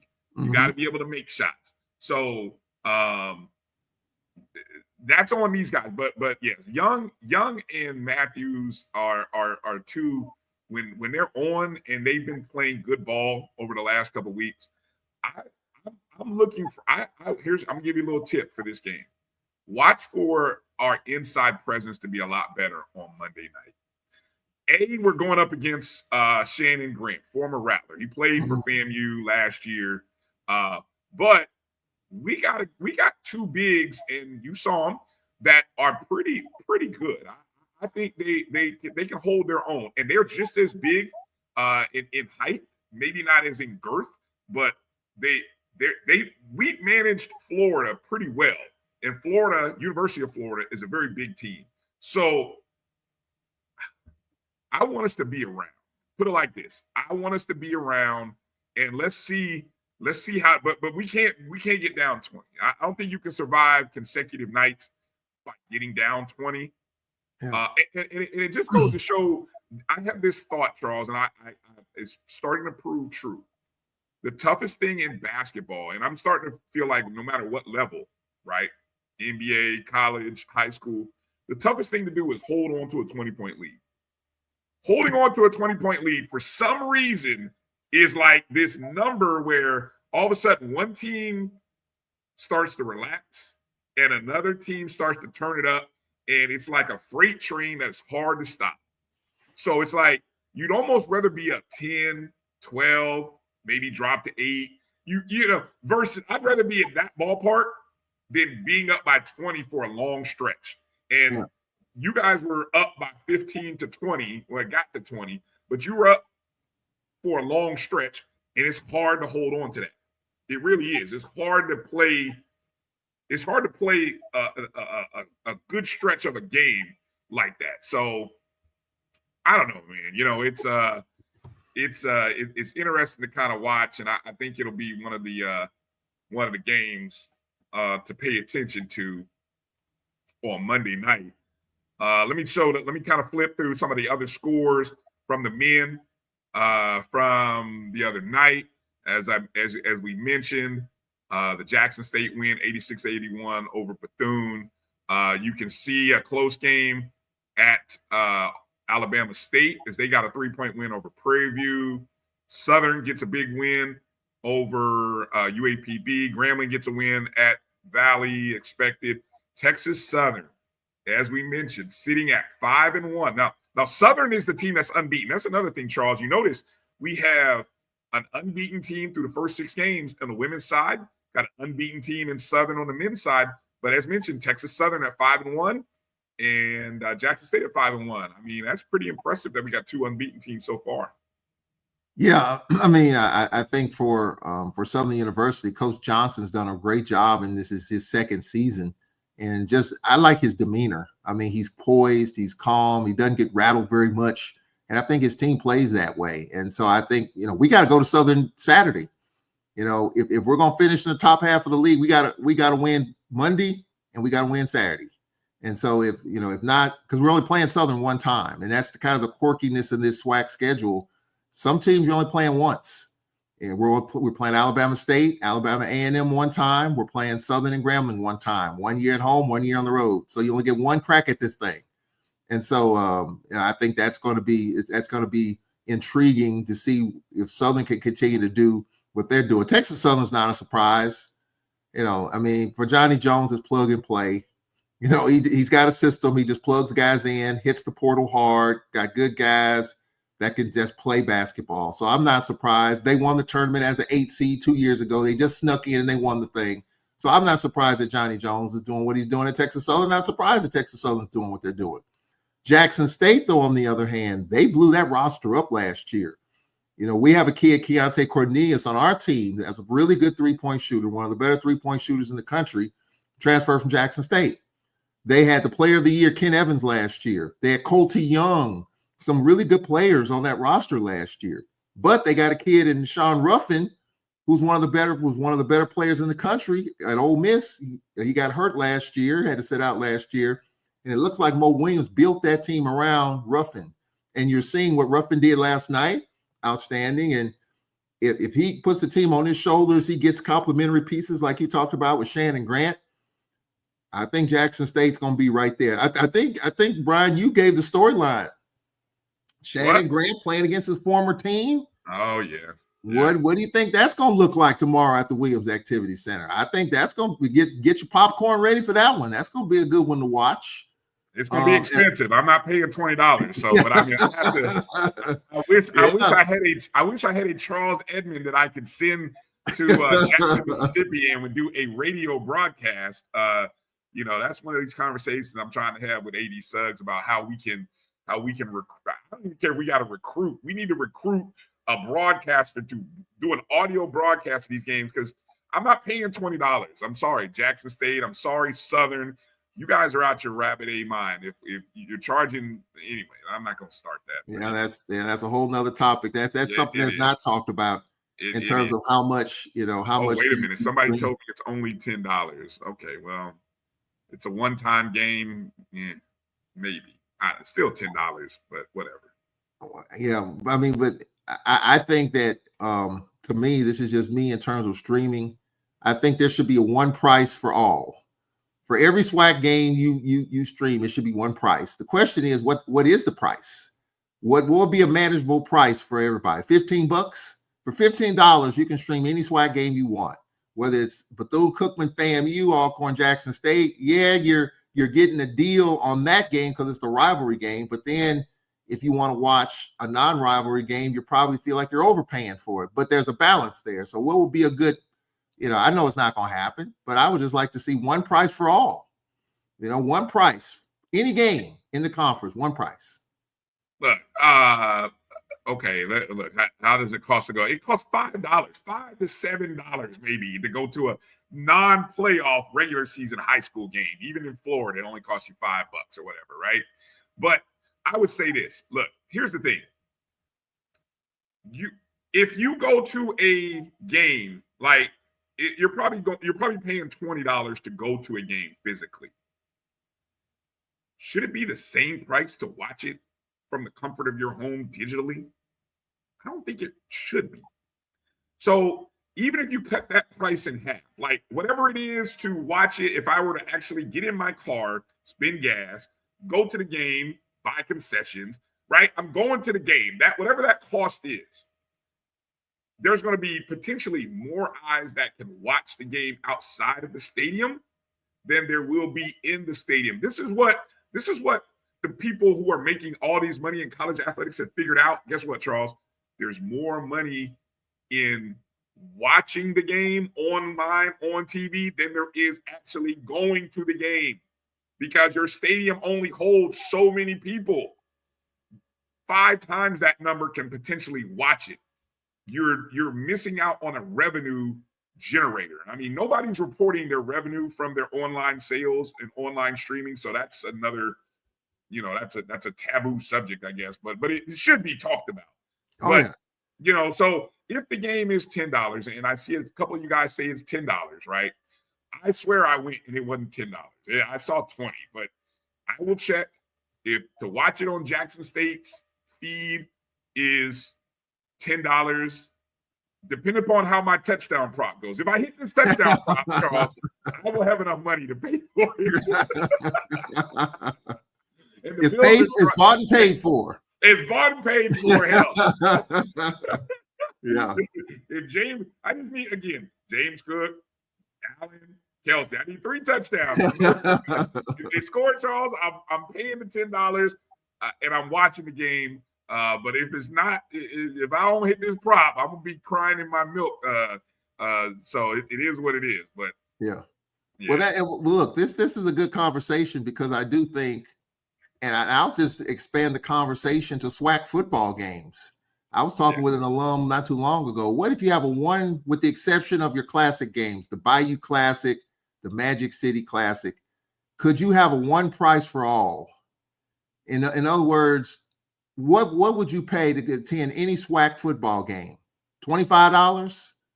If it's $25 to see Alabama A&M play UAPB, yeah, you're probably overpaying for that, but that same $25 would get you into Alabama State, Florida A&M, which is a rivalry game. And I know it's not going to happen, but I'm just saying, I do hear people talk about ticket prices in football. And so, some games overpriced, these classics I don't hear as much of it, but there's still talk out there. Like, what is a palatable price to go watch a SWAC football game? Charles, I stood, so off topic here. Going to the national championship game, right? Notre Dame and Ohio State, and being around those fans, the fans who I talked to so many people, and I would always say, "Hey, you got a ticket to the game?" "Yeah, I'm going to the game." And I'm looking like, wow, and I know I even ask because I know it's kind of personal. It's like asking a woman her age, right? Like, you look pretty. How old are you? It's like, it's not going to help me carry the conversation forward if I want to be there with my glasses on my face, right? But I will say, I looked up the pricing. The minimum for one ticket to the national championship game was $1,200 to $1,300. Imagine that was the championship. Those people had gone to 2 different bowl games prior and a home game, both of those schools. So people who were in attendance for that game had probably spent for one ticket, I'm going to roughly estimate $5,000 to $7,000 for one. Most of those people weren't by themselves. They usually had a child, wife, girlfriend, somebody with them, right? So, I mean, the money, somebody's spending the money, Charles. It's like, yeah. I don't want to say it ain't us, because we spend money. The statistics show we spend money. So I don't want to say that Black folks don't spend money and we won't spend money, because we will spend money for the things that we want. The question is, do you get the customer satisfaction, right?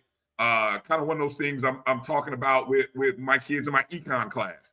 Is that opportunity cost? Is the benefit and the cost? Do you feel a sense of satisfaction in the purchase of going to the game or watching it online? When you watch the game online, do you feel like the product that you're watching is worth it? And I'm not always talking about the production level, Charles. Sometimes it can be as simple as the actual performance of the players and coaches in the game. Yeah. You said, I think you danced around it, then you hit it, and then you danced off of it. To me, it's pretty simple. And this goes for anything, whether you go to Walmart or you're looking at buying a loaf of bread or you're looking whatever, and I'll put this in terms of SWAC football. Is the product worth the price? And I think it's pretty simple. When Alcorn plays Jackson State, the tickets go up a little bit, whether it's in Jackson or whether it's at Spinks Castle. Tailgate the day of the game is $65.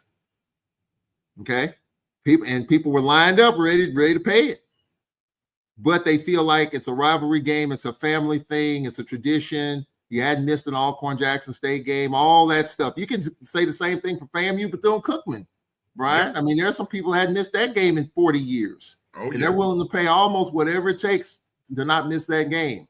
Is the product worth the price for Bethune-Cookman and Florida A&M for that game? Yes. I think it is. I think you can say Southern Grambling. I think you could say, a bunch of games. You could say, is the product worth the price? The answer is yes, in those type of cases. But then you look at these other games. You're looking at these other games, the non-rivalry, and that's where I think some of it is frustrating. I think for some, these non-rivalry games, they don't get the attention. And so people might assume that, shouldn't be paying quite as much. And that's why I kind of go with the one pricing thing, in my opinion, because you gain on one hand, but you lose on the other hand, because, the rivalry games, you're going to pay a little less, and that's good.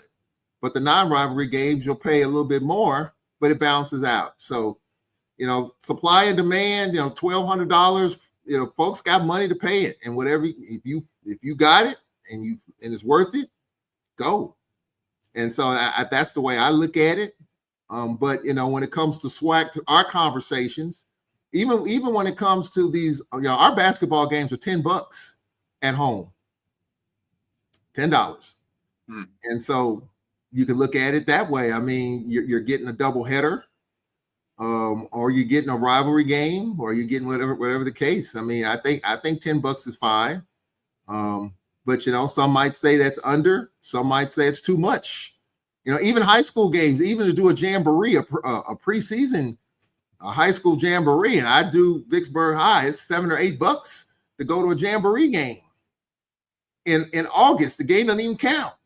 You're trying to make some money, and I don't know what it is in Florida or Texas, or I don't know, but people paying it because they feel like, and of course they're supporting their kids in their school, but some feel like it's worth it. And so, do you feel like the product is worth the price? And I think the answer to that question is yes, when it comes to the Bayou, Alcorn Jackson, Bethune FAMU, Magic City. I think those games, whatever you charge, people going to pay it because they want to be a part of it and they feel it's worth it. But others feel like, hey, it's not. I'll sit at home and watch it for half that price, sit in the comforts of my living room and enjoy that as well. Right. Well, look, there's a lot of opportunities. I see some people talking about enjoying the broadcast that you guys do, Charles, there at Alcorn, and then just as well the SWAC Digital Network. Great idea, great concept. I do like the idea of a if as my guy Roy said, if somehow the SWAC ADs could all come together, you know, I always wonder what they talk about in these meetings when they all come together. It'd be nice if they came together and thought of some sort of all-encompassing package. Okay, here we go, Charles. Hold on. Real side note here. The Buffalo Bills are inside the red zone. James Cook touchdown. 3/5 of the way home, Charles. We're almost there, baby. We're here, Charles. We're 3/5 of the way home, baby. Oh Lord, it's gonna be a nice evening in the Fuller household tonight, baby. I might be able to buy that Jackson State broadcast. Yeah.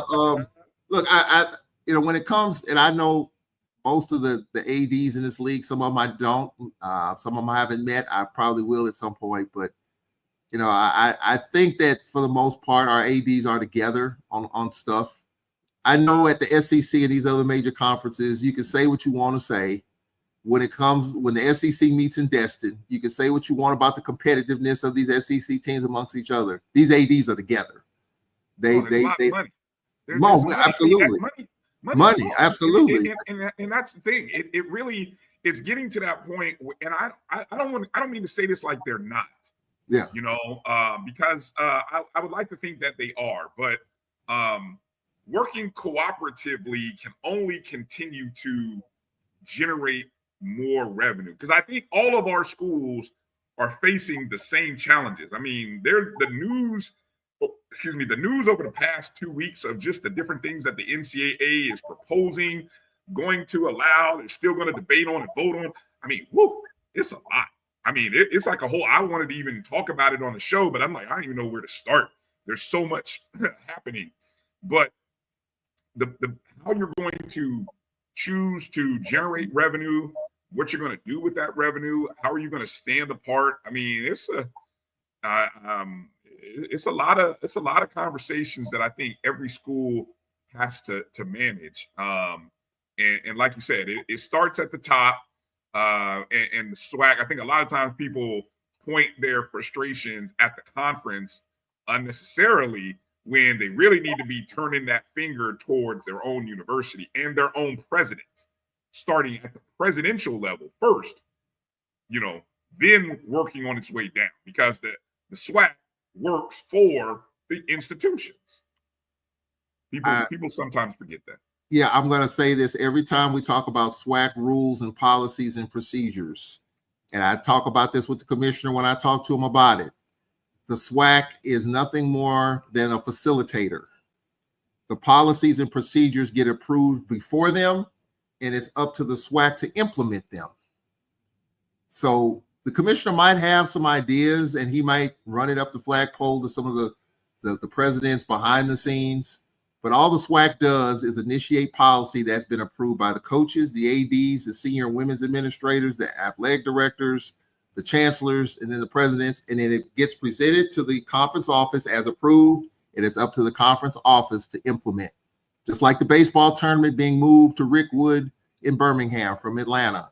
That had to go up the flagpole. The baseball coaches, right up and down the line. So I think some people may not understand, and it's okay. It's a difference between miscommunication and non-communication. I think it's a little bit of both, but I think it's mainly some miscommunication. The SWAC is mainly a facilitator. The policies presented in front of them get approved before they touch it, and it's up to the conference to facilitate those things. So, I mean, you can point your frustration at the commissioner. I know there's some of that to go around, unfortunately, because I think he's done a terrific job. But if you have questions about policies and, whether or not this women's thing is going to continue next year, Thursday, Saturday, all the conference is going to do is implement what's been approved. Either we go back to double headers next year, or it's going to stay Thursday, Saturday. But it's got to start with the SWAC women's coaches. Got 12 of them. We'll see and if it fails, that means we're going back to double headers, because that means that layer didn't approve it. We'll see. But I want to say that every time we talk about SWAC rules and policies and procedures, all the SWAC does is implement. That's all they do. It has to be approved by the chancellors, presidents, coaches, ADs, senior women, up and down the flagpole. Well said. Well said. Last note here off regarding basketball in the SWAC, and then we'll transition to that baseball nugget that you just dropped. As baseball is coming up around the corner, folks, just in case you didn't know, baseball season is starting at the end of the, I think Friday the 31st. I think I saw the HBCU AC drop their preseason baseball predicted order of finishes and stuff like that. So we'll mention that in a second. But what I was going to mention, Charles, and just in case anyone forgot, the basketball tournament, it's 10 teams this year. Mm-hmm. And one of the questions that, okay, so two things about that. 10 teams. On the men's side, it already is looking like the two teams that aren't going to be in are Arkansas, Pine Bluff, and Valley. Both are winless. Valley is 0-7, UAPB 0-6. It is what it is. Now, look, Grambling only has 2 wins. Alabama A&M only has 2 wins. So, look, anybody could fall apart and drop out of the 9 or 10 spot. But, you know, if it started next week, UAPB and Valley would be out. And then on the women's side, UAPB winless. Man, talk about winless on both sides.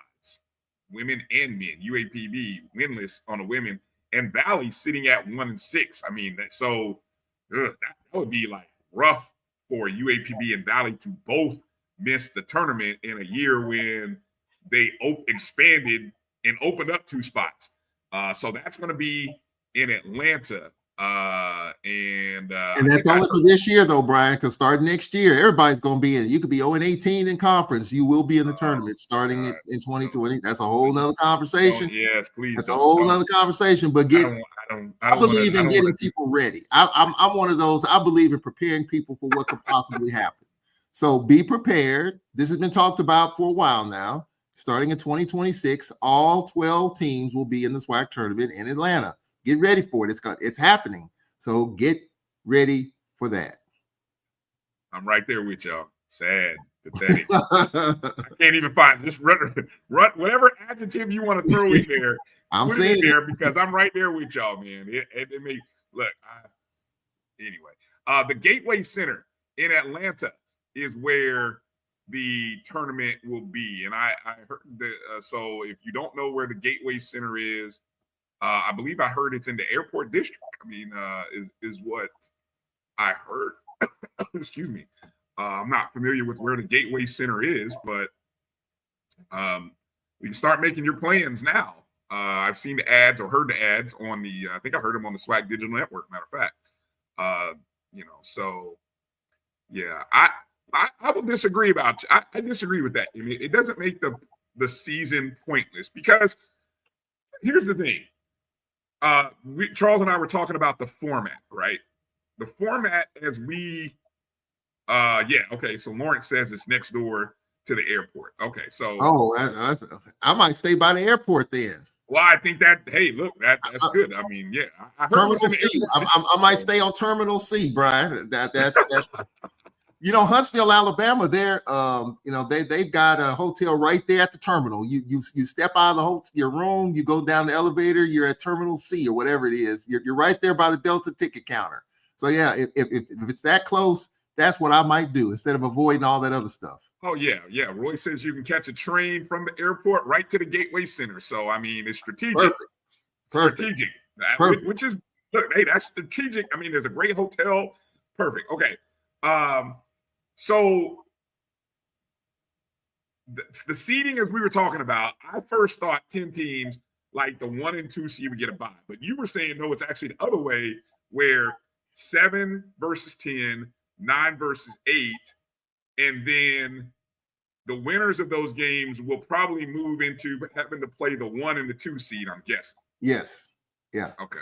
I was told that because I didn't know what the format was. I haven't seen, usually on social media, some of that stuff is put out there for you to see and to chew on. But I was talking to our assistant coach about it just the other day. I'm like, what's the brackets going to look like? And he with 10 teams, and then he mentioned 7-10 versus 8-9, and then you just kind of go from there. So I can see that. I can get that. That means if you're in that bottom bracket, you're going to be playing every day.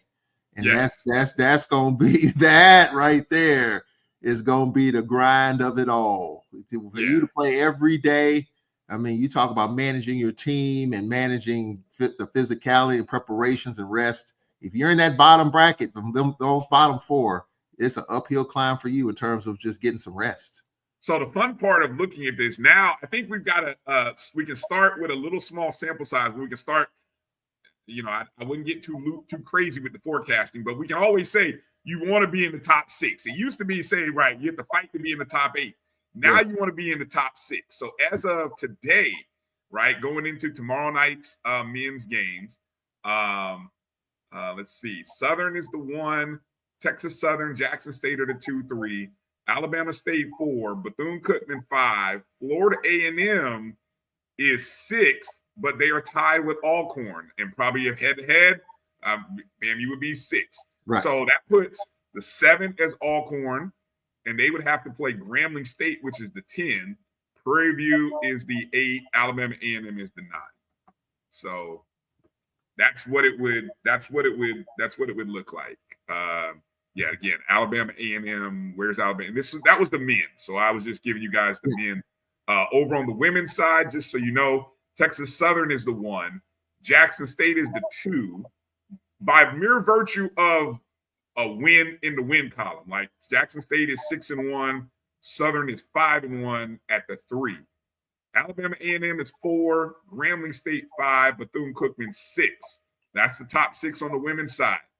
The 7 is Alabama State. They would play Prairie View A&M, the 10, and then guess what, Charles? The 8-9 would be Florida A&M and Alcorn State. We cannot get by these Rattlers for some reason. But look, this is the way too early look at the SWAC tournament. But this is fun. We have to talk about it because I want to keep building it. This is going to be fun. I've already seen ads for the SIAC. I started seeing ads for the SIAC tournament, which guess where their tournament's going to be? Atlanta. Everybody wants to do their stuff in Atlanta. SIAC is going to be in Atlanta.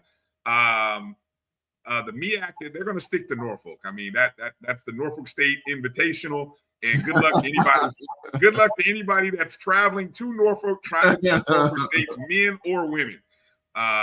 So good luck to you, Howard, South Carolina State, all you schools around the MEAC. Good luck to you trying to go to Norfolk State and get a win because those two teams look really, really good right now. And then the CIAA, of course, is going to be in Baltimore. And the HBCU AC, where are they going to be? I don't know where their tournament's going to be. We'll get all that figured out a little bit later. But you just brought up a really good point in terms of what the impetus is with these 10 teams. Of course, you want to win the regular season. Of course, you want to get in the top 10, but you also want to avoid the 7 through 10. Because you got to think about this. The SWAC regular season ends that previous Saturday. And so if you're on the road, what do? You come home for a day and then you head to Atlanta. If you're at home, you got to get ready to head to Atlanta. If you're in that bottom bracket and get ready to play every day.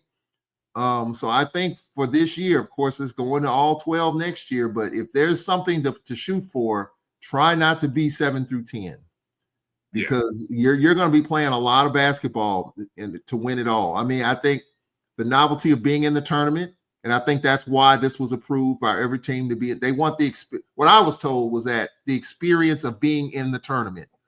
Everybody wants that opportunity. That's what I was told in terms of why this was approved. You go from 10 and then everybody. That's the reason why. That's what I was told. Whether you like it or not, but that was one of the big reasons. But you just brought it up. I mean, you want to avoid 7 through 10. So you're fighting like heck to be in the top 6. And that's a challenge in itself, to try to do that.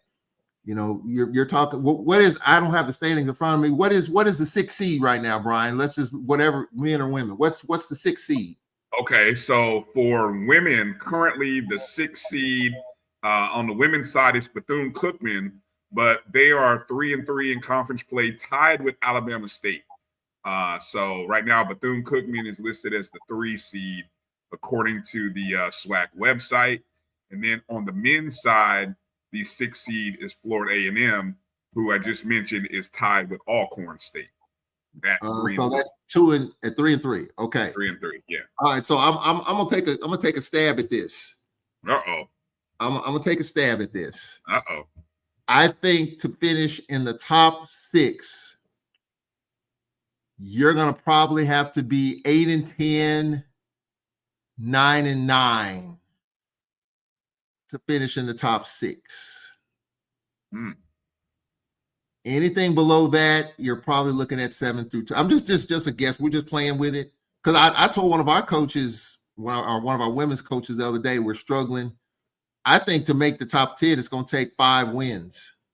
And that's painful to say. You're 5 and 13 in conference, and you're in the top 10. But with the way we were playing, we're without our best player. Like, I'm trying to scratch a win any way we can. What's it going to take to get us to Atlanta? 5 wins. I think 5. If you're 5 and 13 or 6 and 12, you're probably in the top 10. But to make it in the top, from 7 to be in the top 6, I think 8. You got to be 500. You got to. You usually. If I hold on, I'm gonna just go. I'm gonna just look at the standings. Who are you talking to, men or women? Which one? Let's look at men. Okay, I'm gonna look at last year's standings and tell you. To be the 6th seed, 11 and 7 was the 6th seed, and they were actually tied with the 5th seed team last year. So 11 wins. So basically above 500 because the 7th seed was 9 and 9. Right. So, okay. So you probably need to finish above 500. Yeah. To get that 6th seed. Yeah, probably. I mean, I could go back another year and just kind of just freely glance here and kind of see what it looked like. 1, 2, 3, 4, 5, 6. Yep. And the year before, the 6th seed was 9 and 9, right at 500. Right. So you probably need to be 500 or better to get into that top 6. And if you're one of those teams that hasn't had a lot of success in qualifying for the tournament, just happy to be there, I think for some coaches it probably doesn't even matter. And look, there are some people who believe in this league that just get me in the tournament. I'll take my chances and roll the dice and just go with it. We've seen in this conference where 2 years ago in the men's side, Texas Southern was left for dead. They get in the last couple of games of regular season, 8th seed, and what do they do? Win the doggone tournament. And so that, the argument of some of these of cutting down the tournament, I think it's going to fall on. I mean, it gets talked about all the time. Instead of having 8 teams, why not have 6 teams in the tournament? In baseball, we got 8 teams. I remember Roger Cador, the great Roger Cador, talked about having either 6 teams or 4 teams in baseball. I mean, so to have quality baseball, in the postseason. So I think for some coaches, if you're in it, you could roll your dice and take the chance. Even if you're 7 through 10 and you're playing every day, you'll figure out a way to get your team ready. Back off with the warm-ups and practices and whatever you got to do to get your team ready. If you're hot, then it doesn't matter how many days you play. So I think I would like to just have my team as rested as possible. If it's me, if I'm a coach, but we've seen teams that aren't exactly rested. The Lady Braves were left for dead last year. Finished as a 6. Went to the championship game. No one saw that coming. No one thought they'd make the tournament at all. So, I mean, I think you're seeing a little bit clarity, this year with the teams at the bottom there that probably not going to make it. You hate to see that because Valley and Pine Bluff are working hard, trying to win games. It's just tough. But I think if you get in, you feel like you have just as good of a shot as anybody else because we've seen the uncertainty in the SWAC, not only in basketball, but in all of our sports. You just never know. Israel says with his prediction, the new format, the outright best team in the SWAC will not win. Who was the outright best win? Are you basing that on regular season though? I guess if you're basing it on regular season, then we'll kind of. Also, what he's saying is that maybe the best team in conference record, maybe not In other words, Yeah. your regular season champ is not going to hoist that tournament trophy in Atlanta, is what he may be saying. Look, that's always the case with one bid leagues. Oh, you're getting me on my sideline. I didn't want to do this, Charles. I told you you're gonna get me on. Yeah, exactly. You're gonna get me on my soapbox about one bid leagues playing in these television tournaments for ESPN, when really what you should be playing for is to give your best team an opportunity to get a credit by winning a game in the NCAA tournament. You know, i.e. Grambling last year, right? It worked out, but you know. I'm gonna say this. Landon Bussey told me this, and I said it on Carlos's show, and I think this is kind of the attitude of the coaches, the men's coaches. And look, I was doing games when the late great Davey Whitney was coaching, and we won 23 games. We were 23-7 in 1999, and we were a 12 seed. We went to Seattle. We played in the Seattle Regional against Stanford. Lost. We had a chance to win that game. And I was of the belief the higher the seed, the better shot you got as a 12 seed. A 12 and a 5 right now is wide open. I mean, it wouldn't be that big of an upset of 12-5 today. Right. So I'm like, let us get to 12. Yes. But in order to get to 12, you're gonna have to win 5 or 6 games of non-conference. And this is collectively, for the most part in our conference, not gonna happen, but to make that happen. But I've talked with our coach, Landon Bussey, and I think the general attitude of our men's coaches, I'd rather take the play-in route. You're still going to get your money.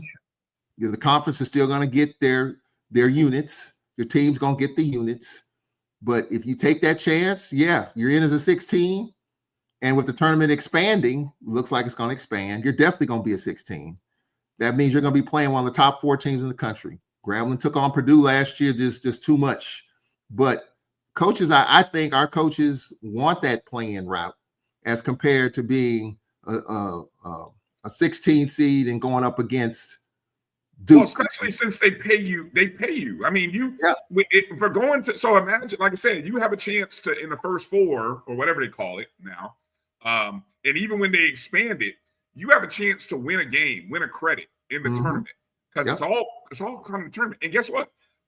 Even the women now, which that blew me away, the fact that the women weren't receiving funds. I really, that one went over my head. I had no idea that was not happening already, but good for women's basketball that now you can go into the tournament, the first 4 or first, whatever it is, first round, and when it expands, whatever, still first round, win a game, win a credit, versus being a 13 seed that loses to the 4 seed in the first round. Mm-hmm. You know, I mean, hey, so I mean, why not? And guess what? We all get to talk about your school winning an NCAA tournament game. Yeah. Right?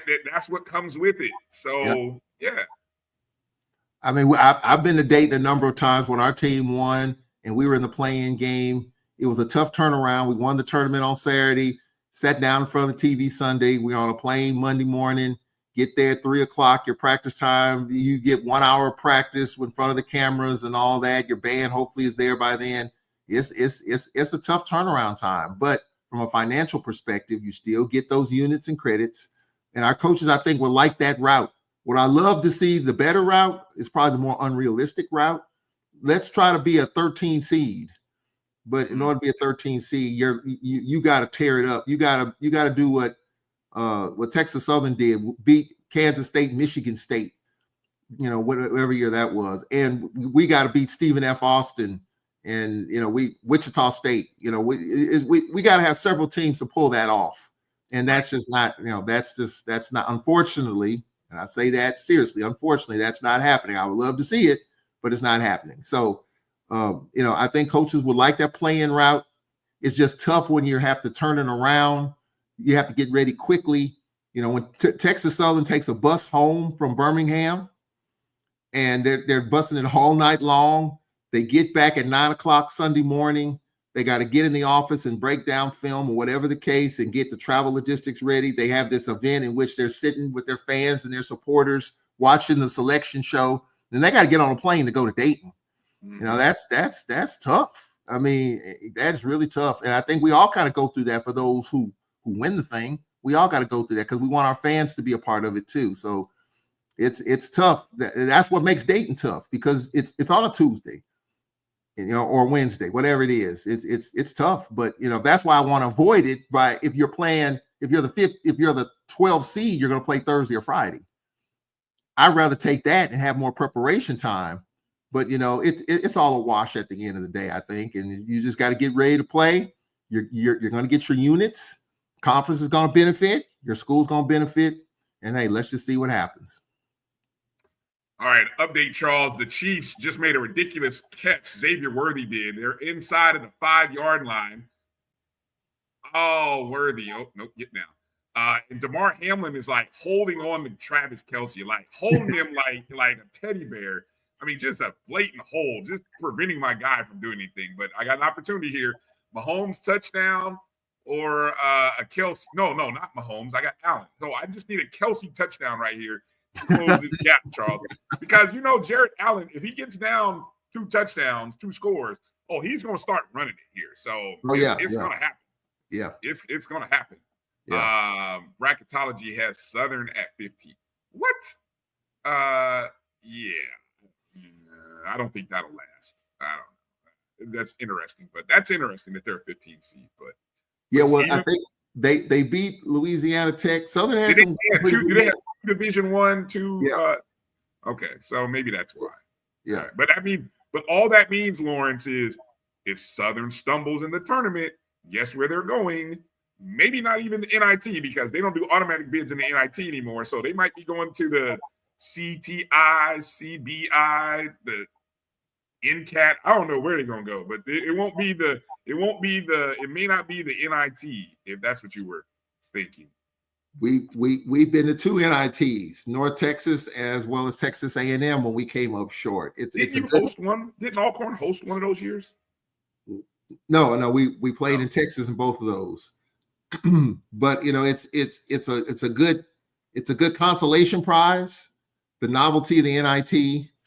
But you want the bigger fish. You want to win the NCAA tournament and go to you want to win the SWAC tournament, go to the NCAA tournament. So that's and even with the CBIs, I know Coach Pettaway is a part of one of those committees, and he looks out for the SWAC, and it's one of those things. I don't know if they pay for everything. It's a financial thing.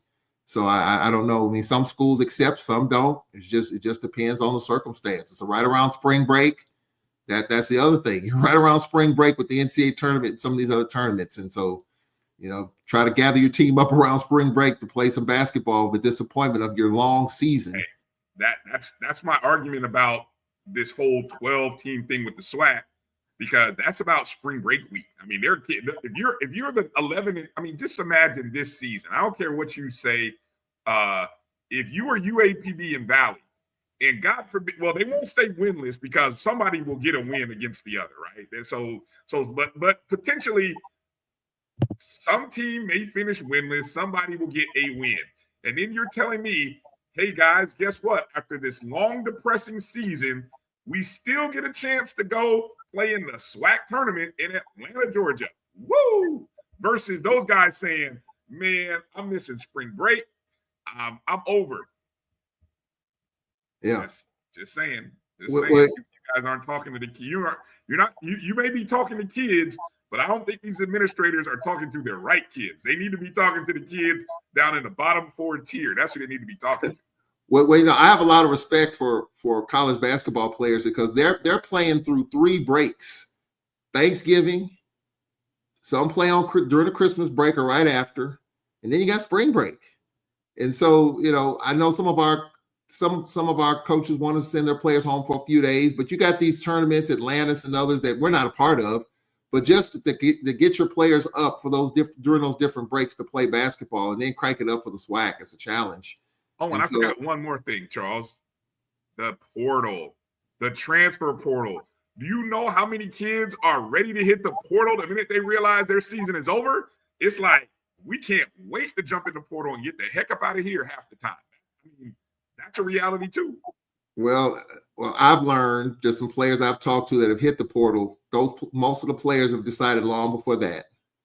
You'll be surprised. I've talked to some players in different sports that have hit the portal, and I see them in different places, and I'm like, man, when did you decide that you were going to hit the portal? Was it at the end of the season? Because we assumed that. They said, no, man, I made up my mind 2 or 3 months before the season ended. And that's what's tough. I mean, I'm like, wow. I mean, so you're just kind of getting through it. And just, because you would assume when you read Brian Fulford's in the portal, like it just, the decision was made whether by coach or you right at the end of the season. But you discover that players made up their mind a long time ago, and they're just not talking about it. They're being the ultimate team player. They don't want to be a distraction. So they just go through it and just get through the season. And then at the end, you kind of find out when they made their mind up. But a lot of times these kids have been made their mind up. Yep. And you just surprised to hear and read about it. But, just conversations I've had with some players, they've been made their mind up. You just find out about it through X and through Facebook and other means. All right. I want to transition. 2 other things we want to get to, Charles, before we close up, as it looks like they're about to go to a 2-minute warning here. Are the Chiefs going to get it off before?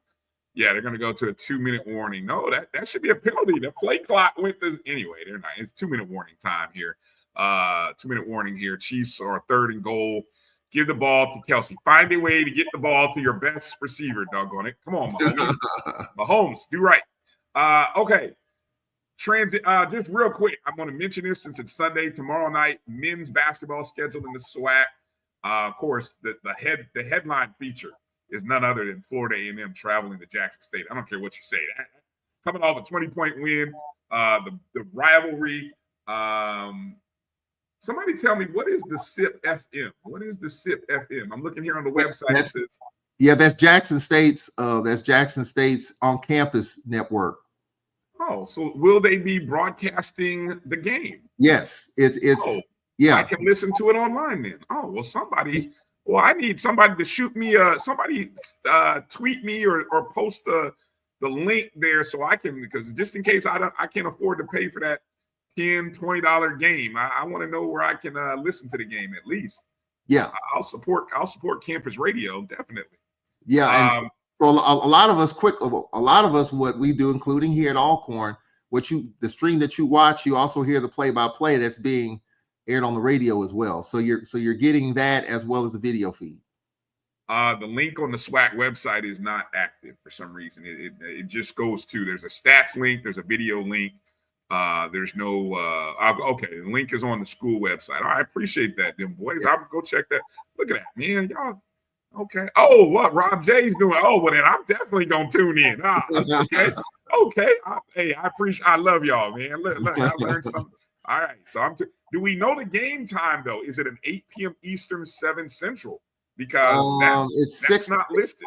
It's usually the games, the men's games are at 6 o'clock. Looks like the women's only games are at 6. If I'm gonna take a guess, I'm gonna say it's at 6 o'clock. All right. Okay. Let's see. Going down and Edwin, we're talking about the first game that's on the schedule on the SWAC site, FAMU at Jackson State. It says TBA in terms of time. Of course, it's at Jackson State. Also, we've got Bethune-Cookman coming to Alcorn. Charles, that's a 5 p.m. Central. That's 6 Eastern. You will be on the call. That game is going to be broadcast on SWAC Digital or even on Alcorn YouTube. It's going to be on Alcorn YouTube, and it's different because our game with Bethune on Thursday, our women's game was postponed because of weather. So we're playing a 3-5 doubleheader. So it'll be 4 o'clock Eastern and 6 o'clock Eastern. So we got a doubleheader tomorrow. We normally would just have one men's game. All right. Mahomes with a rushing touchdown. I didn't have that on my prop list. God dog it. Oh, Lord help me. All right. Touchdown, Mahomes, and the Chiefs start to build that lead now, 21-10. The Bills want to start fighting, but y'all better learn how to stop somebody instead of doing all this extracurricular stuff. Y'all can't seem to stop the Chiefs. I told you that's the problem. You can't stop the Chiefs. Too good. Still a lot of time left. Yeah, a lot of time left. A whole nother half. Another whole. Let me see. If you want to hear, what is this? If you want to hear 2 non-coaching guys. I love it. It sounds like it'll be entertaining then. That's good stuff. EA said he attempted last year and was listening to jazz music all night. So, okay. So I guess we'll find out together, EA. We'll see. We'll see. Also in the SWAC, Grambling State travels to UAPB. That will be broadcast on the UAPB Sports Network, which I also think is on YouTube. That's a 6 p.m. Central Time, 7 Eastern tip-off. Prairie View travels to Alabama A&M. That's a 7 p.m. Central, 8 Eastern time. That's on the Bulldogs All Access, i.e. pay-per-view. Good luck to those of you who want to spend the money to watch that. Texas Southern travels to Alabama State. That's a 7:30 Central, 8:30 Eastern start on the Hornet Sports Network. I think that's YouTube, if I'm not mistaken, right? I don't know. Yeah. It used to be. Okay, Israel. So, 7 Central, that's 8 Eastern. So 7 Central, 8 Eastern is the scheduled tip for FAMU at Jackson State. Appreciate the update on that. And then Southern at Valley on the Valley Sports Network. That should be just comical. Those guys do an entertaining broadcast under the circumstances. So, but it is what it is. That's a 7:30 Central, 8:30 Eastern tip-off. So there you go. Those are your SWAC games for tomorrow. Full slate of SWAC games. I think I saw something that the MEAC game for the men tomorrow is on ESPN.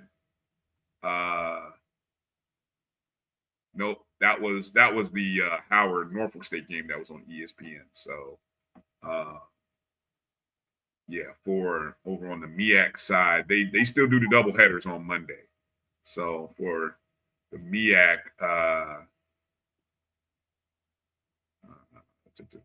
oh no, correction. There's no Monday games for the MEAC on the men's side tomorrow, Monday. So just to let you know. All right, let me jump over to we've got a couple other stories I want to hit up here, and then one more story really. And then I want to go through these, just briefly announce and release the BCSN HBCU football awards to just kind of put a close on the 2024 football season. Baseball, the 2025 SWAC Championship Baseball Tournament will be March 21st to the 25th at Rickwood Field, the refurbished Rickwood Field in Birmingham, Alabama. Now, for those of you who listen to the O&G Strike Zone on Wednesday night, we got the breaking news on that via our baseball coach Jamie Shoup. He broke that news for us last year, late in the fall when we talked to him, I think in November or December when we talked to Coach Shoup, and told us that it was moving to Rickwood. Well, here's the official word from the SWAC. Commissioner Dr. Charles McClellan says we're extremely excited to bring the SWAC baseball tournament back to the city of Birmingham. Many of the all-time legends of the game of baseball played at historic Rickwood Field, including Satchel Paige, Hank Aaron, Willie Mays, Babe Ruth, Lou Gehrig, Ty Cobb, Mickey Mantle, Reggie Jackson, Jackie Robinson, and countless others. The city of Birmingham, in conjunction with Major League Baseball, has made significant upgrades and enhancements to the venue, creating a unique opportunity for us to provide our fans, supporters, and student athletes with a first-class, one-of-a-kind experience at this truly historic venue. So, Charles, of course, those of you who don't know, last summer, your St. Louis Cardinals, right, took on the San Francisco Giants in June, and as a salute to the Negro Leagues in observance of Juneteenth, and they kind of spent the money to refurbish that stadium. $5 million in renovations went into the restoration. A field in which I believe at the time I was unfamiliar with it because I know Miles College had played baseball games. That was their home field. I don't know if it still is, but hopefully it still is. So there you go, Charles. Looking forward to going to Rickwood instead of Atlanta. One thing we were talking about, Charles, we haven't seen the schedules. Like, I'm looking at the SWAC site. I don't see the schedules up. I know various schools are posting their schedules. We haven't seen the predicted order of finish. We haven't seen the preseason. We haven't seen none of the stuff that we're used to seeing. And we're 2 weeks away, 2.5 weeks from the start of the season. A little surprised, aren't you? Yeah. Normally the SWAC is pretty good with that stuff and getting those things out there, preseason, all conference, the order of finish. They're usually way ahead of that stuff.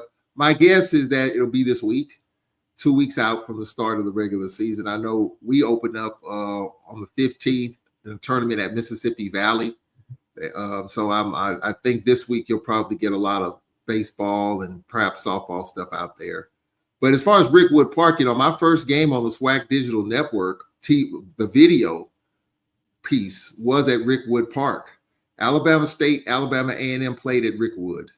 And Robert Williamson was the producer at the time, and he asked me if I wanted to do it, and I did, and he worked with me. I worked with him, and so that was my first visit to Rickwood. I got a tour of it, and if you just want a baseball history lesson, go to Rickwood Park. I mean, it's awesome. It makes your skin crawl because there's just so much history when you walk in that stadium, sitting in the stands, being on the field. And so I think people who love baseball history, Negro League history, go to Rickwood Park. So the SWAC's obviously going back to Birmingham, going back to Rickwood, and I'm because this is the second time the tournament's been at Rickwood Park. So it's not the first, but it's like you said, it's been upgraded, and I think it'll be some really interesting baseball there in that old ballpark. Yeah. I'm looking also, I took a peek at blackcollegenines.com, and they have released, I think they released it, matter of fact, Friday. They released their preseason 2025 preseason poll for the large division. The number one preseason team, Grambling State, followed by Bethune-Cookman, then Jackson State, Texas Southern, Prairie View A&M coming in at number 5. Then the bottom 5, you have Florida A&M at 6, Alabama State at 7, North Carolina A&T, the first non-SWAC school, coming in at 8, Southern University at 9, and then Delaware State, another non-SWAC school, coming in at 10. Just in case you wondered, over on the small division side, number one team preseason is Talladega College, followed by Edward Waters University, then Wiley University, Savannah State University, and then Miles College at number 5. The bottom 5 starts at number 6, West Virginia State, Albany State at 7, Bluefield State at 8, Jarvis Christian at 9, Dillard University at 10. So that's a healthy mix of mostly HBCU AC schools versus you got a few SIECs in there, and then of course you've got West Virginia State. They're part of the Mountain East. So yeah, you've got essentially there have been a few games that played Friday and Saturday. I'm just kind of looking at I'm seeing Houston Tullison that played a game. So a lot of so it must be NAIA that's already started up. Houston Tullison played a pair of games on Friday and Saturday. But then coming into this weekend, you've got Oakwood University playing on the 30th. Claflin and Dillard are playing a pair of games along with several others within the SIAC and HBCU AC starting on Friday, the 31st. So pretty much Friday is sort of the official kickoff for that level. You all doing the Cactus Jack, right? Yeah, so I was going to mention that the Cactus Jack will be Valentine's weekend, beginning February 14th through the 16th. I guess I don't know. At a Minute Maid Park. At Minute Maid Park in Houston. I guess it's a I don't know if it's official or not, so I'm not going to say. But I'm planning on being in Houston for that. Well, I'm gonna share this because my first Cactus Jack was last year. Okay. We didn't get invited to the Cactus Jack this year, according to our coach Carlton Hardy, because we didn't have a coach at the time that they were putting the matchups together and the teams together. We didn't have, the coach was kind of hired late, and when they looked at us, we didn't have a coach at the time, so they passed us up for this year. Hopefully, we could get into that next year, but. I will say, and I did a couple of Cactus Jack games when we were in it last year. It feels like the SWAC baseball tournament, Brian, with the matchups that they had. Like we played Prairie View, you had Jackson and Grambling, and those two schools in baseball don't like each other. There's no love lost there. If those are the same matchups you got for this year, I'm telling you, it's gonna feel like the SWAC baseball tournament at Minute Maid Park. The intensity. Oh. Yeah, so just get ready for that. If there's some SWAC matchups out there, so I hate that we're not in that, but it should be fun. Right. Well, first off, let me correct. It's no longer Minute Maid Park. I don't know what I think it's pronounced Dakin Park, Daikin Park. I don't know. I put it like this. I will have to do a better job with my you are. Yeah. just like where Texas Southern plays, I was going to say Compass Stadium is now Shell Energy Stadium or something like that. So you have to get used to all these stadiums are changing names and corporations. So right. You have to go with the flow on that. It's the third annual Cactus Jack HBCU Classic, February 14th through the 16th, in the home of the two-time World Series champion Houston Astros in whatever stadium they play in, featuring Southern University, Grambling State, Jackson State, Prairie View A&M, Texas Southern, and Alabama A&M. It's a round-robin format with 3 games each on Friday, Saturday, and Sunday. Mm-hmm. State-to-state game matchups. So you've got Jackson State versus Alabama A&M, Grambling State versus Southern, and Texas State versus Prairie View A&M. So you get I don't know how that's state-to-state. Jackson State, Alabama, I don't get that, but okay. Obviously, you get the Louisiana matchup and you get the Texas matchup. I guess, whatever. Because you guys probably would have been they got Alabama A&M because you guys couldn't fill that role. So maybe that's plug and play.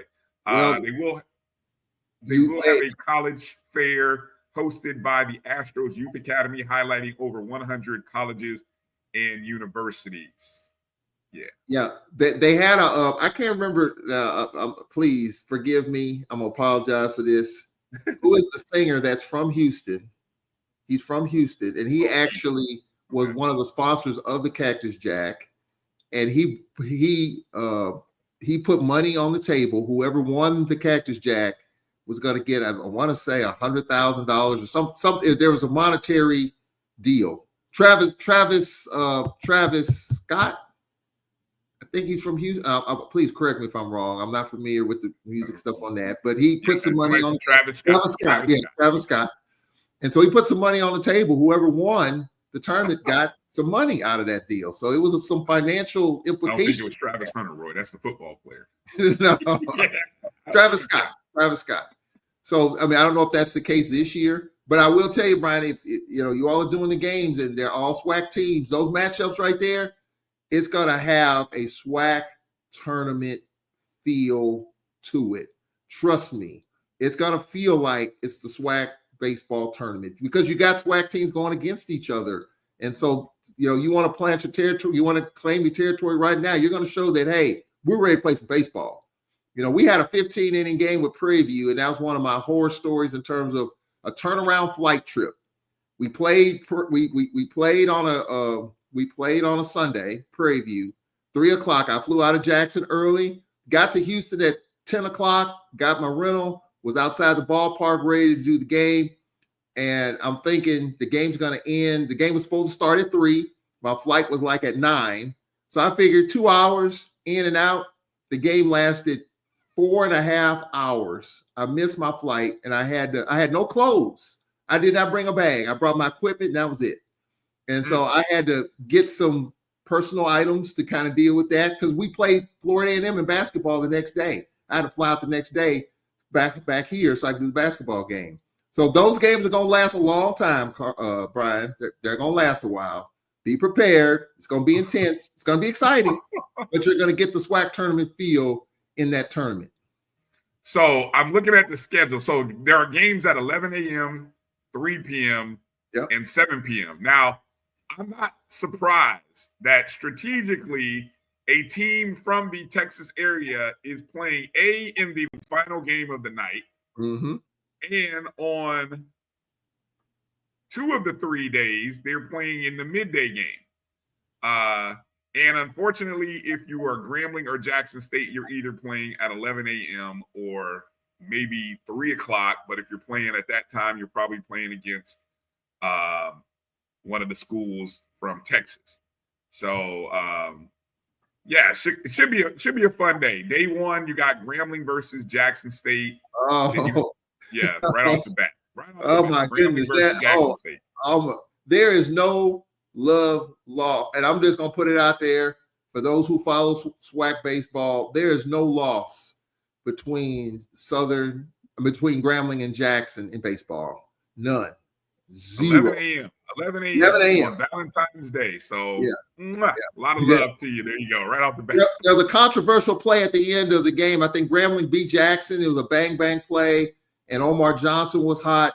Coach Pierre was hot. They meet out in front of home plate after the game, and the conversation between the two coaches, the body language told you everything you needed to know. Like Coach Pierre's like, "What are you talking about?" I mean, it's just that type of rivalry in baseball. It's going to be fun in that first game. So enjoy that. I would love to be there, but we're not. But I'm gonna watch it. I think some of the games you can watch, and I'll get a chance to watch it. But it's intense because it's SWAC baseball right off the bat, and I don't think you can beat that. Nope. Game number 2 will be Alabama A&M against Prairie View A&M, and then game 3 will be Texas Southern against Southern. So that's on day 1, Valentine's Day. So, Happy Valentine's Day. Happy Valentine's Day. That's gonna be fun. Yeah, no, it should be fun. Okay, let's. I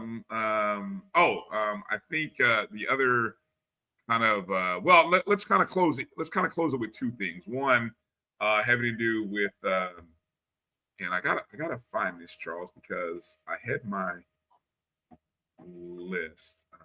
I know. Forgive me a second. We were mentioning a couple of things regarding what we were talking about. I want to find it here. The coaching hires within Division 1, and okay, so who's got my list of coaches? I mean, obviously for the SWAC, I mean, now that everybody has in the SWAC has filled their vacancies, Prairie View, Alabama A&M, and now Mississippi Valley, the latest hire. I think it's going to be some intriguing SWAC football coming up. Sam State going over to Alabama A&M. I thought that was a good hire. Coach Jackson, who I saw from a distance when I was at Prairie View last week, I think they're excited there. And Valley hired an NFL guy. I didn't see that one coming. Yeah, so the latest news came late last week or early this past week, I guess, and that Valley named Terrell Buckley, former NFL player, T-Buck, who played, I believe, with the Packers, but also the Florida State guy, and an XFL coach as the next head coach. He's a native of Mississippi. Pascagoula. Did I say that right? You got me on that one. Spell it. Pascagoula. Pascagoula. Pascagoula. Okay. All right. I was down on the Gulf Coast. I was off a syllable. He of course mentioned that he was a standout at Florida State. He won the Jim Thorpe Award, won a Super Bowl with New England, Super Bowl 26. So he will serve. He previously coached in the XFL with the Orlando Guardians. I'm not sure where Buckley had been prior to that. Yeah, I'm sorry, Edwin. Yeah, I knew I butchered it. It was too many syllables going in. Look, Charles is from Mississippi, and a lot of you guys talk about a lot of places that I've never been, but I've never heard anybody mention that name, so I didn't even have a reference point for it. Well, Bryan, I've been in Mississippi 33 of my 57 years, so it took me a while to get. I'm with you. It took me a little while to get some of these names down, these towns, and I've been corrected on it many a time. Pascagoula, they call it the Gula for those that live down that way. Just doing some high school games down there. But I can see that at Pascagoula. All right, so the rundown of coaches is finally complete now. So again, let's recap it. Okay, we've got let's go outside of the SWAC. Outside of the SWAC, you've got Sean Gibbs, who's at A&T, coming over from Fort Valley State. Then you've got Michael Vick, or Mike Vick, as he's more famously known, at Norfolk State. All kinds of this is a couple of Hall of Fame inductees. I think the College Football Hall of Fame, I think I saw him get inducted into. I think the Virginia Football or the Virginia Athletics Hall. My guys, it's a beautiful time to be Mike Vick. So congrats to him. Deshaun Jackson going to Delaware State. And so then within the SWAC, you've got Tremaine Jackson coming from Valdosta State to Prairie View A&M.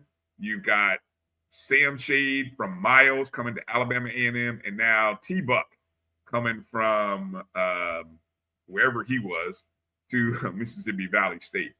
And so that just leaves the D2 hires, so we're not going to talk about those at the moment. But, okay, so which of the hires, A, is the most intriguing to you, Charles, and which coach has the best opportunity to have success? And when I say have success, I'm not gonna say contend for a title, but I'm gonna say finishing at like 7+ wins. Because I think if you can get to 8 wins in a first year, I think that's pretty good. So I'm gonna say 7+ wins, and you're probably gonna play 12 to 11 games. So being at 7-5, 8-4, or 7-4 is a pretty good season. Yeah. To answer that question first, I think the coach that can do that is Tremaine Jackson at Prairie View. Prairie View's not a bad team, ladies and gentlemen. Bo McDowell didn't lead the covered bear. I mean, there are some people who felt like the change shouldn't have been made there. You just won the division 2 years ago. So Prairie View's the top. If you seeded the football teams 1 through 12, Prairie View being your top 4 or 5, however you want to put it. So if there's a team that's, I think, set up for success, I'm going to say Tremaine Jackson at Prairie View to answer that question. The most intriguing ones, and it's 2 of them, and it's from the other side of the tracks, Bryan. It's on the MEAC side. Mike Vick at Norfolk and Sean Jackson at Delaware State. Those are the more intriguing ones. Am I surprised? And me and Carlos have gone back and forth on this. I am not surprised. I'm not surprised because when you are a program, and I use the word desperate, and I stand by that word, because when you haven't won and you see teams racing past you, getting the social media clicks and likes and the attention and the bright lights and the spotlights, at some point you feel like you gotta hit it out of the park. And so Mike Vick makes sense. From Virginia, it all adds up. It all adds up to me. And so that's one, you you heard his name mentioned for Sacramento State. I'm glad he didn't take that job. I don't know if he was any serious about that job or if they were serious in him. But, I'm hearing they got some budget issues now based on what I've read. And so, but I think Mike Vick took the right gig. I think coming back home fits, the narrative fits, the social media stuff fits. And Deshaun Jackson, you're taking a chance with that too. But you're seeing these type of coaches get hired at our schools. Prime, Coach Sanders, Eddie George. So, we're in a copycat society. It worked there. It worked at Tennessee State, worked at Jackson. Why not? It can't work at Norfolk. Why not? It can't work at Delaware. If it doesn't, there's going to be some serious consequences and repercussions if it don't work. Mike Vick's making a pretty penny, a shiny pretty penny. His contract's been released. Some people not happy about that. But, hey, I'm not surprised at all.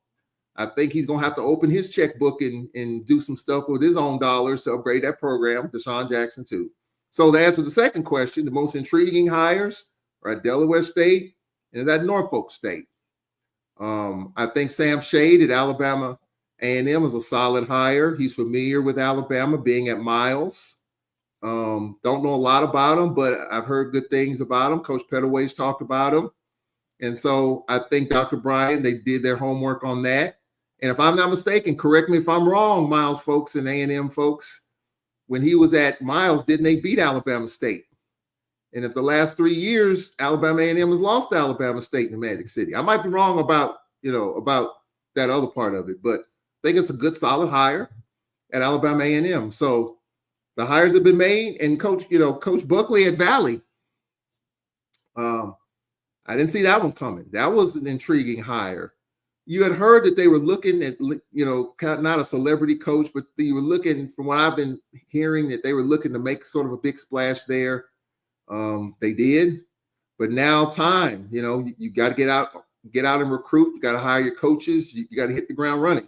And so we'll see what Coach Buckley has in mind. And I hope that he can make Valley a lot better than what they've been. New turf, video board, a lot of good stuff there at Valley. And I hope he can stabilize that patient, because Valley's leaking players, and it's a tough situation there. But I think Coach Buckley, if he can circle the wagons, get some good stuff in there, and make it interesting there.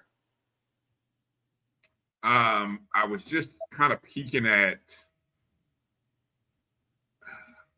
when I thought of this question, my first thought was Sam Shade as the one I thought could have the success of finishing at 7 or 8 wins. And part of that goes to me having seen what another coach did when he moved from Division II to Division I within the same state and brought a good chunk of players with him. And I'm talking about Chennis Berry. And I think there are some very nice parallels between what Chennis Berry did in year 1, going from Benedict to South Carolina State, right down the road. A lot of guys moved with him, to what Sam Shade is probably doing or going to get, moving. Somebody help me out with my direction here. From Miles to Huntsville. Yeah, what is that? East, west? I don't know. North. Whatever direction. Huh? I-65 north from Birmingham to Huntsville is 90 miles. So 90 miles to the north. He's moving 90. I don't even know if he had to move. I don't know if he had to move out of his home, wherever he was. He probably did. Maybe he did. He's gonna move, trust me. He's not gonna drive from Huntsville to Birmingham every day. That ain't gonna happen. So he's moving from Birmingham to Huntsville. But being able to move and having impact players come with you, guys who have shown they can win and succeed, and add a little, I don't know about the slogans and the catchphrases and all that stuff. It was kind of clunky, and I chuckle every time I see it, but whatever. But I think that's the team that I think is right to have the most success in the year 1 of the new coach era. And that's now, are they it doesn't help that they are in the tougher division compared to what Tremaine Jackson is walking into. I think what I think about the East versus the West. But I kind of say, you ask me in 7 months, I guess it's January. So in 11 months, who do I think will have a better record? I think it'll be Sam Shade and Alabama A&M with a better record than Texas, than Prairie View A&M.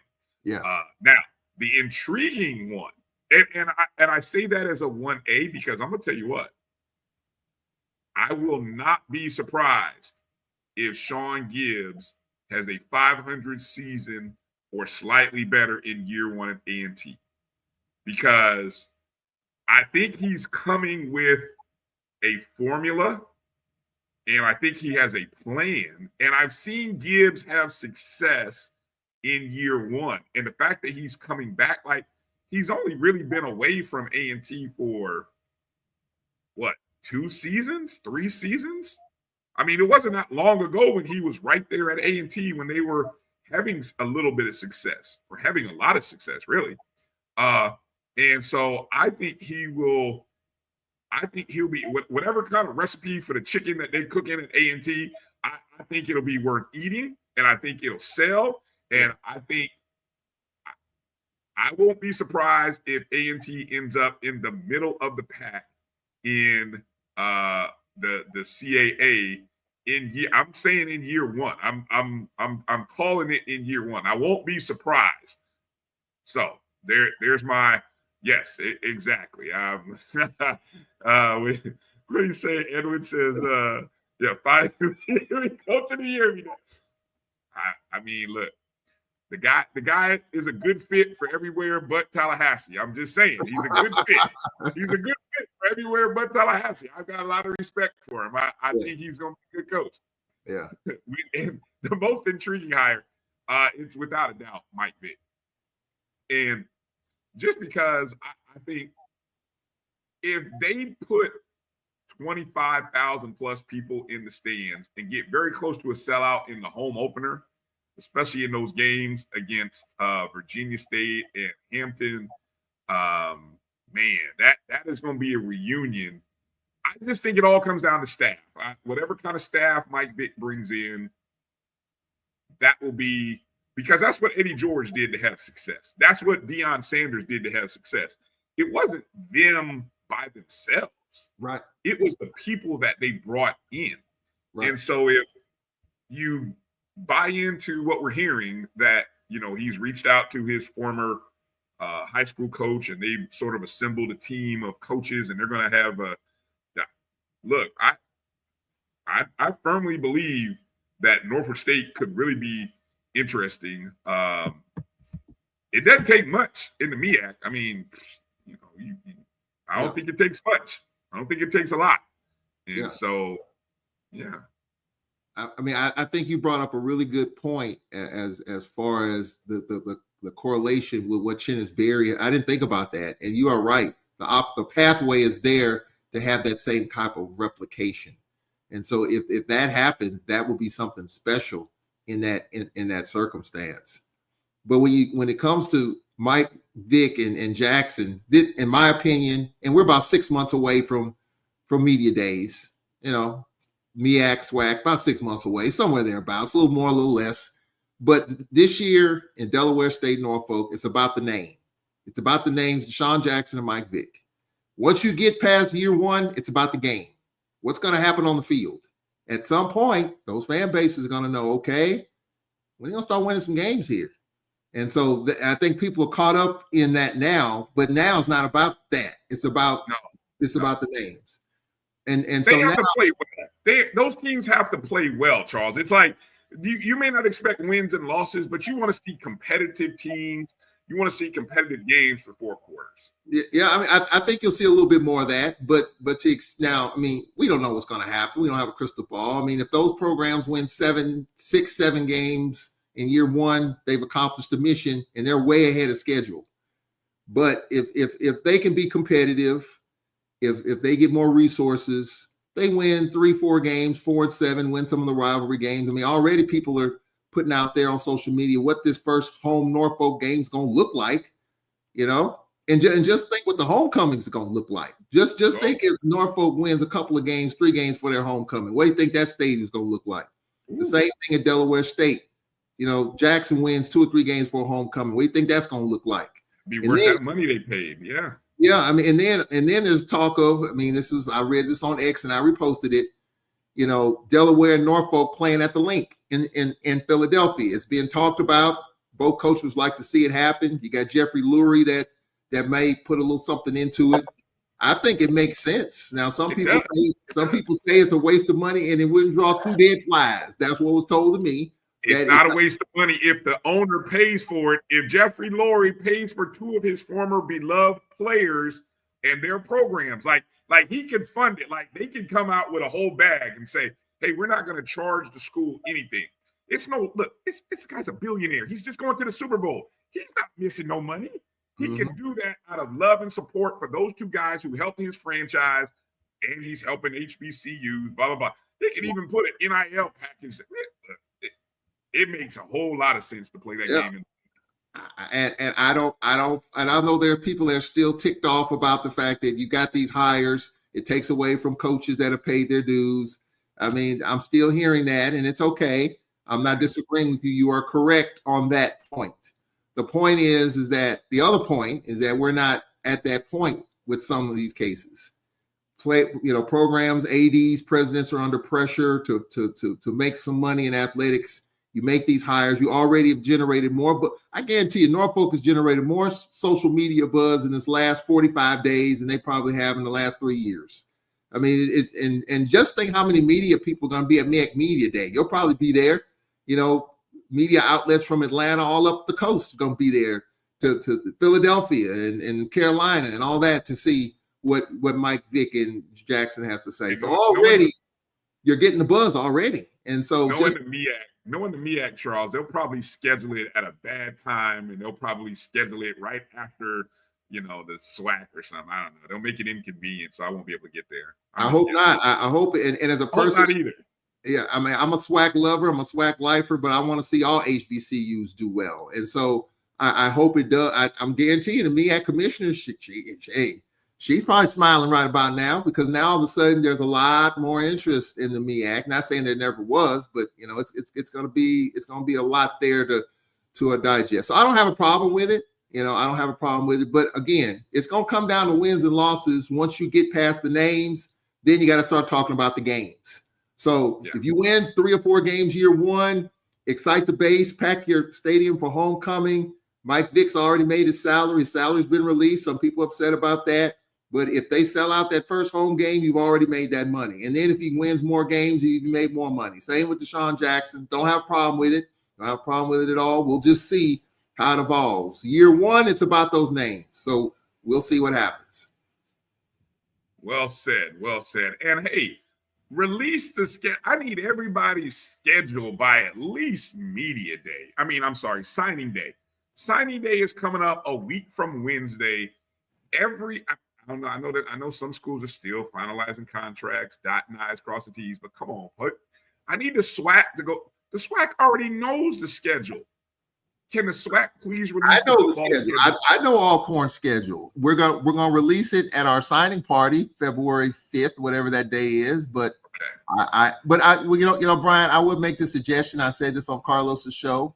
I think, and you're seeing this. The NFL, when they release their schedule, they just don't release it all at one time. They're going to give you they're going to play with you a little bit. They're going to announce the Thursday night games and, that opening weekend, and then they throw the schedule at you. I think every school, HBCU should, even before they release the whole schedule, should release at what? Homecoming. What the home? Because people are calling me and asking me, man, what's homecoming? I'm sure you would like, do you know when Florida A&M's homecoming is? I think people want to know that. People want to know when, because they want to book their hotels, their flights. We know hotel rooms are off the charts once you get closer to it. So why not get that information now so people start preparing now? That's being fan friendly, I would think, but that's just my opinion. Here's the challenge for Florida A&M. Our home opponents are Jackson State, Alabama State, Alcorn State, Where else did we go last year? Did we have Huntsville? No, we traveled to Huntsville this year. I think, but somebody told me, but we're the home team for the Classic this year, so that counts, and that's in Orlando. So there's the 4. I'm gonna tell you now, Charles, I will not be surprised if you guys end up as our homecoming opponent, because you're the furthest traveling team, and you're not likely to bring a lot of people and request a lot of tickets. Oh, that's not true. Now we're going. That's not true. No. Do you know how some people haven't been to Tallahassee for a football game in ages?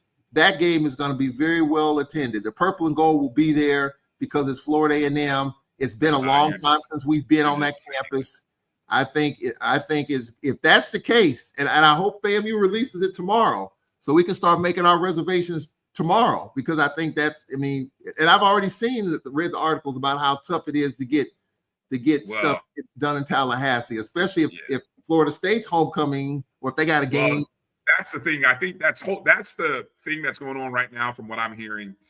We're trying to work with Florida State and their, to try to make sure that things with the city and Florida State, don't become as chaotic as they were this past year. Oh yeah, we have Albany State at home. Yeah, but that's an early. We have Albany State at home. So so there's 4 home games: Albany State, Jackson State, Alabama State, Alcorn. There's no way we're playing Jackson State at homecoming because there's no need. That's going to be a big draw without it. We don't need to play Alabama State at homecoming because, once again, it'll be a big draw without. So I'm telling you, it just leaves y'all. I just, and potentially we have another non-conference game against some school from North Carolina. Supposedly, that's not confirmed, only on their end. But so that as well, that'll be too early in the season. So I'm telling you, it just fits.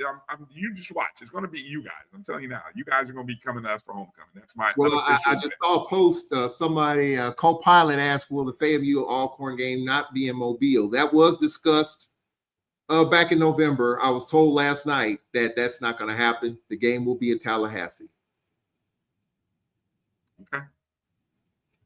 So I think our fans would love to come to Tallahassee. I mean, I think that would be a wonderful opportunity. Oh yeah, do we have? No, we travel to. No, we don't play UAPB this year, do we? I don't know. When does FAMU's homecoming will probably be the end of October or first week in November, Edmond. That's typically when it is.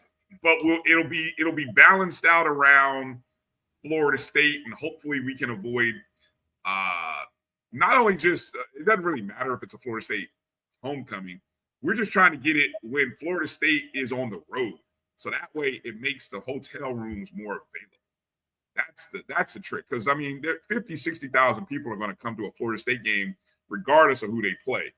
The point is getting it away from a home game that they have in their conference. That's what. Well, we're going to release our schedule. I have a copy of it. We are scheduled to play Florida A&M October the 18th.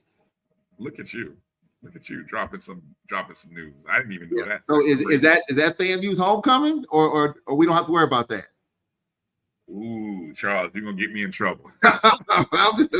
Hey, I can call Hilton. I can get on Hilton.com right now while I'm talking to you and get my rooms ready to go.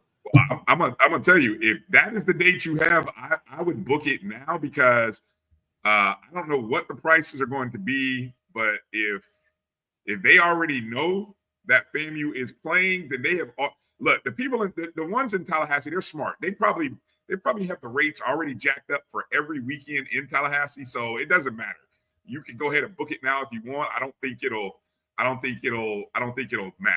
I mean, I think that's what they do in Tallahassee, and then they'll release and drop the prices after they realize that nobody from FAMU or Florida State is playing that weekend. But knowing them with 2 major programs, they're already booking. They've already upped the prices on every weekend from Labor Day weekend all the way into November, just because. Well, I need to know that because 2 years ago we were Pine Bluff's homecoming opponent. I didn't know until like a month before the game, and I tried to get a hotel in Pine Bluff. I could not. I wound up staying at a half a star hotel, not a 1 star, a half a star, and I nearly went bankrupt trying to stay there because I just wanted to be convenient to Golden Lion Stadium. So yeah, I think people would like to know, and I saw a post about that, a comment about the homecoming, but people are calling me and asking me when our homecoming is because they can start booking flights. And I know it might matter to some, it might not matter to others, but that's a big expense. Your rivalry games, your classic games, and homecoming, to me, are your big expense games that you want to plan for. So get those out there so people can start making whatever accommodations they need to make, in my opinion. All right. Well, if you listen to my guy Jimmy Mack, he's saying the first. So that weekend, October, you said, what was it? October 18th? That's the third weekend. Yeah.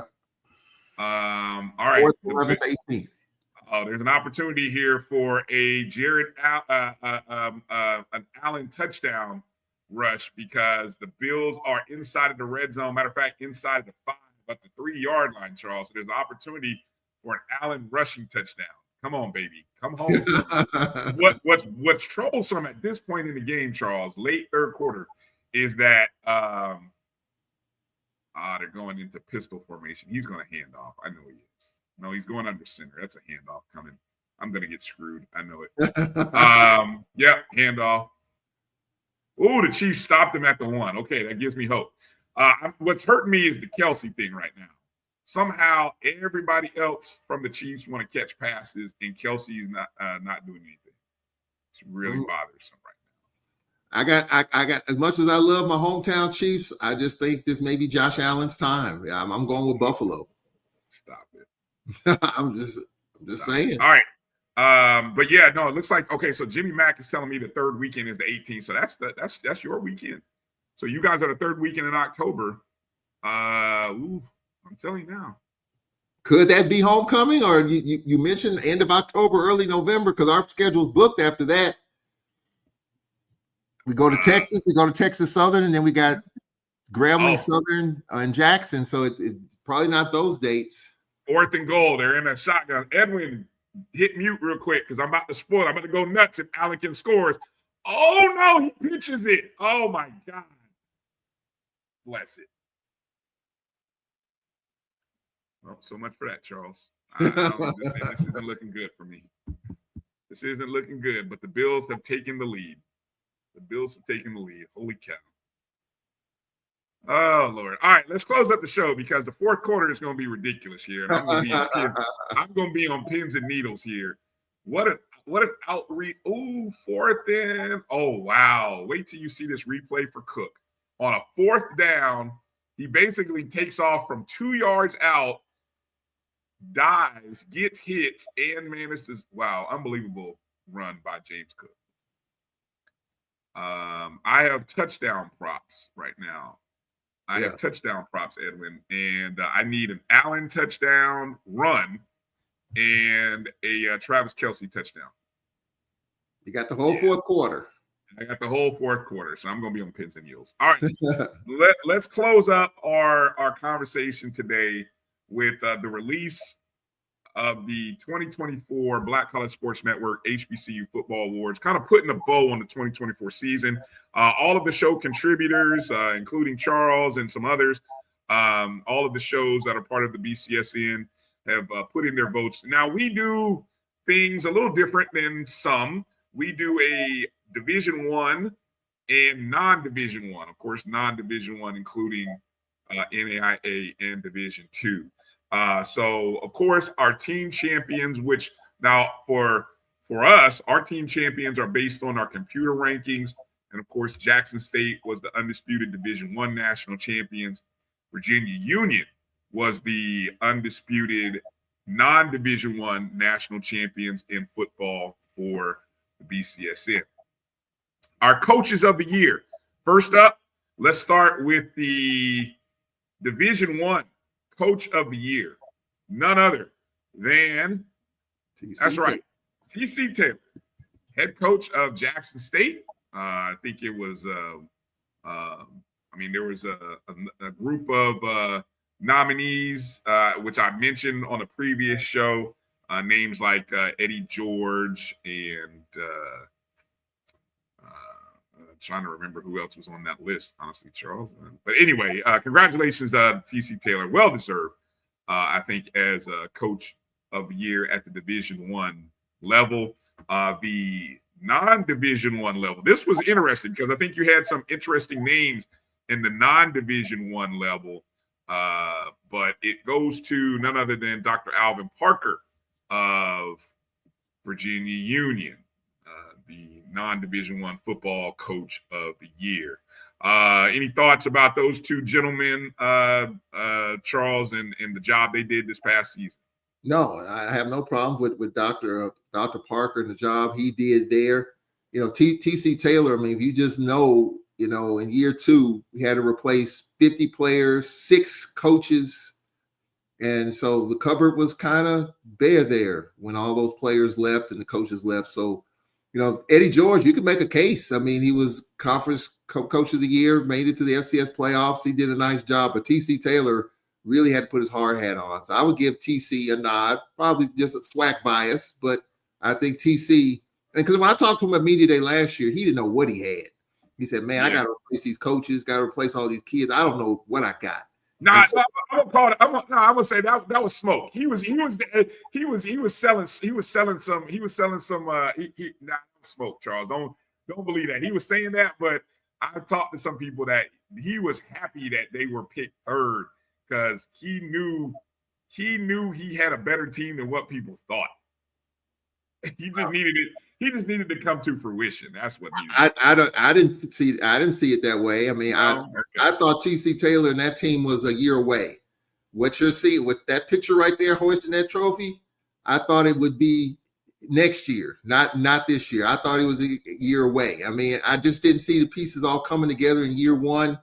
But I thought in year 3, maybe, with all that. But, hey, he got it done in year 2. And so I think you have to commend him on the job that he did, being the third team to win the Celebration Bowl. And you got to be happy for him, too. I just think, he's been passed over, previous openings there. For him to get that opportunity, take advantage of it. And hey, he's on top of the mountain as far as HBCU football at the D1 level.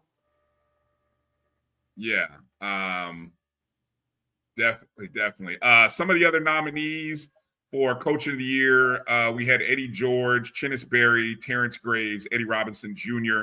on the Division I level. On the non-D1 level, we had names such as Sam Shade, Maurice Flowers, Teddy Keaton, Bobby Rome, who is no longer at Florida Memorial, and Dr. Henry Frazier. So those are some of the names there.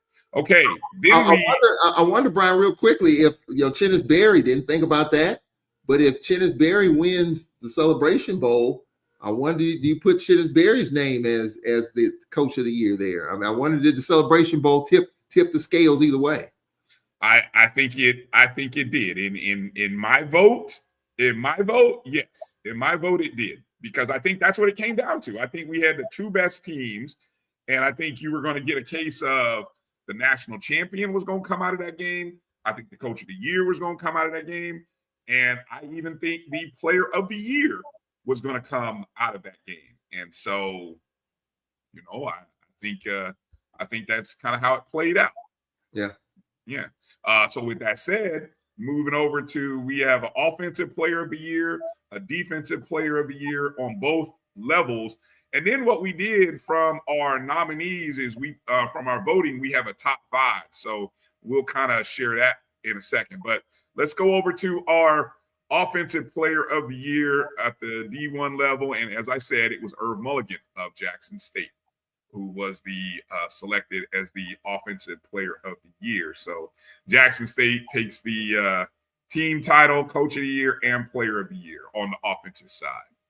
On the defensive side, it went to Kelby Givens of Southern University as the D1 Defensive Player of the Year. Any thoughts or comments on Irv or Kelby?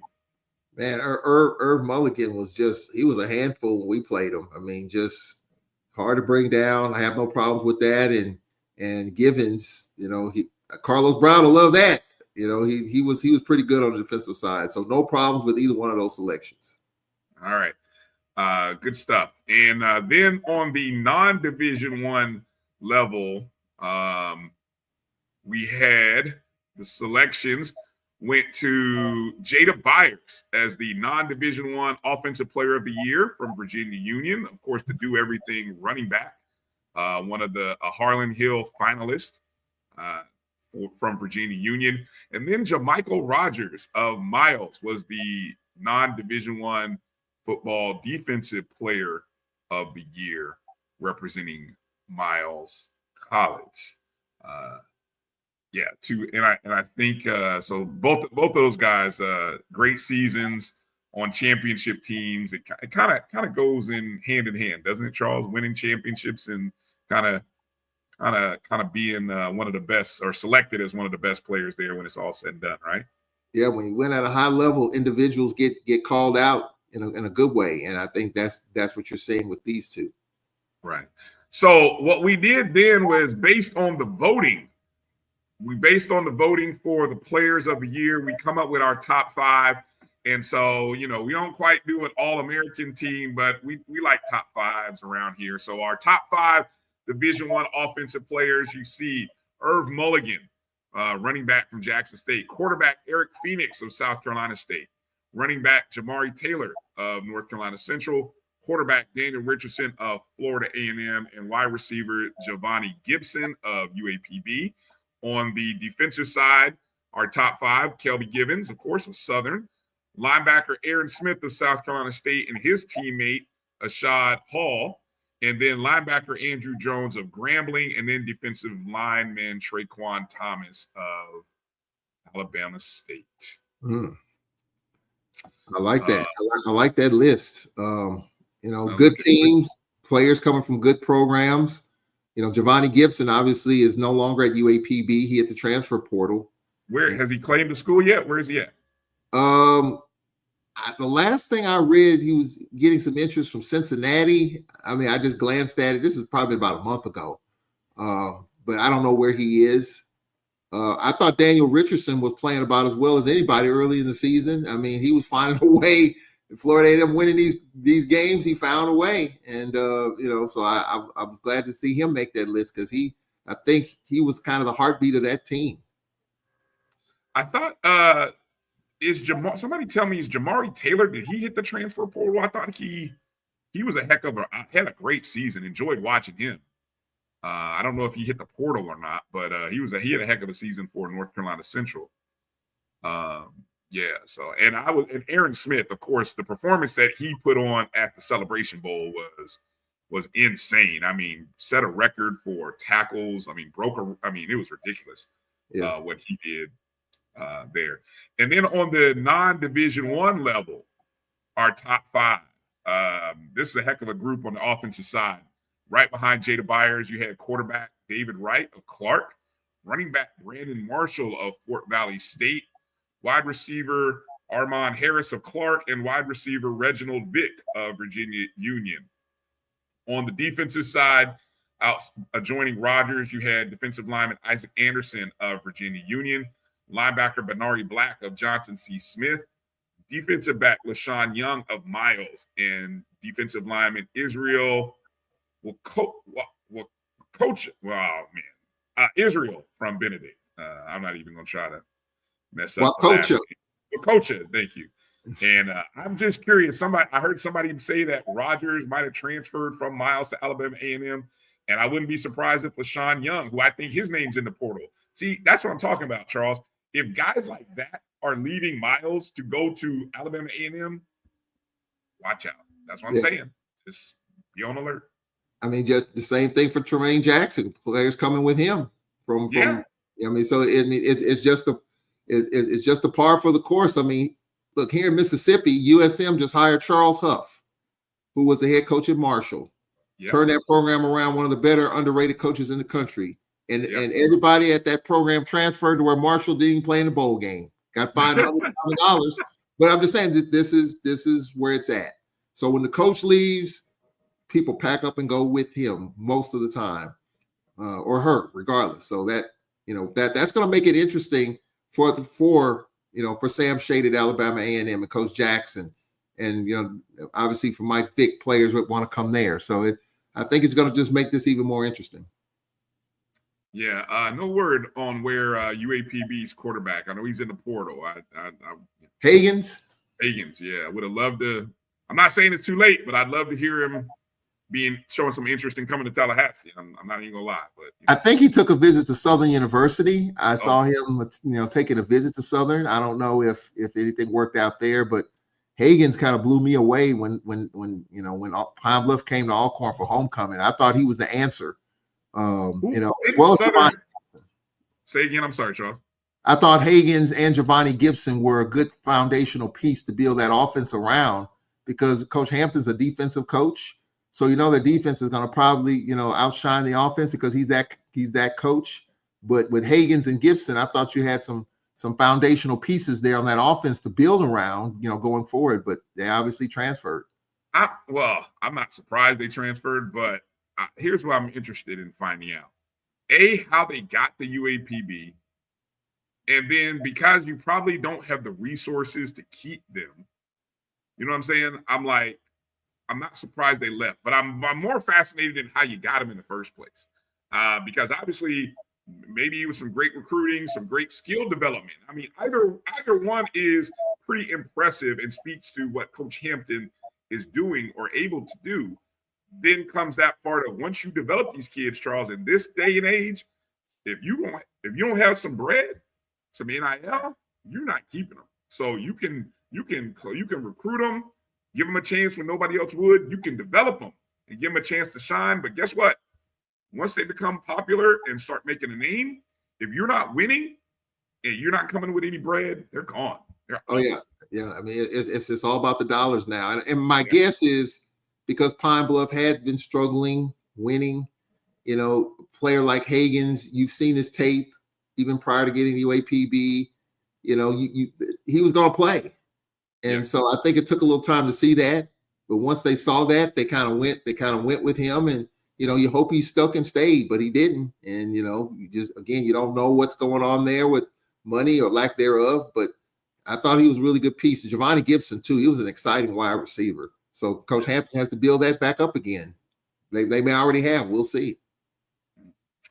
All right. Well, that's going to do it for tonight's show. I want to take a quick second and you see over my shoulder, that shoulder, right there.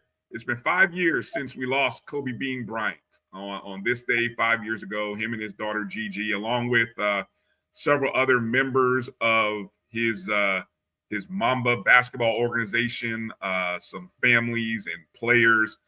Really heartbreaking story to learn 5 years ago. And we really lost a basketball legend. And I think we missed out on we've seen women basketball grow, and that's great. But, man, I tell you, I think women's basketball would be 3 times bigger than what it is. Like, if we're noticing how big women's basketball is, imagine, Charles, what it would be like. His daughter would be, I think, a freshman this year in college, playing somewhere and probably blowing it up.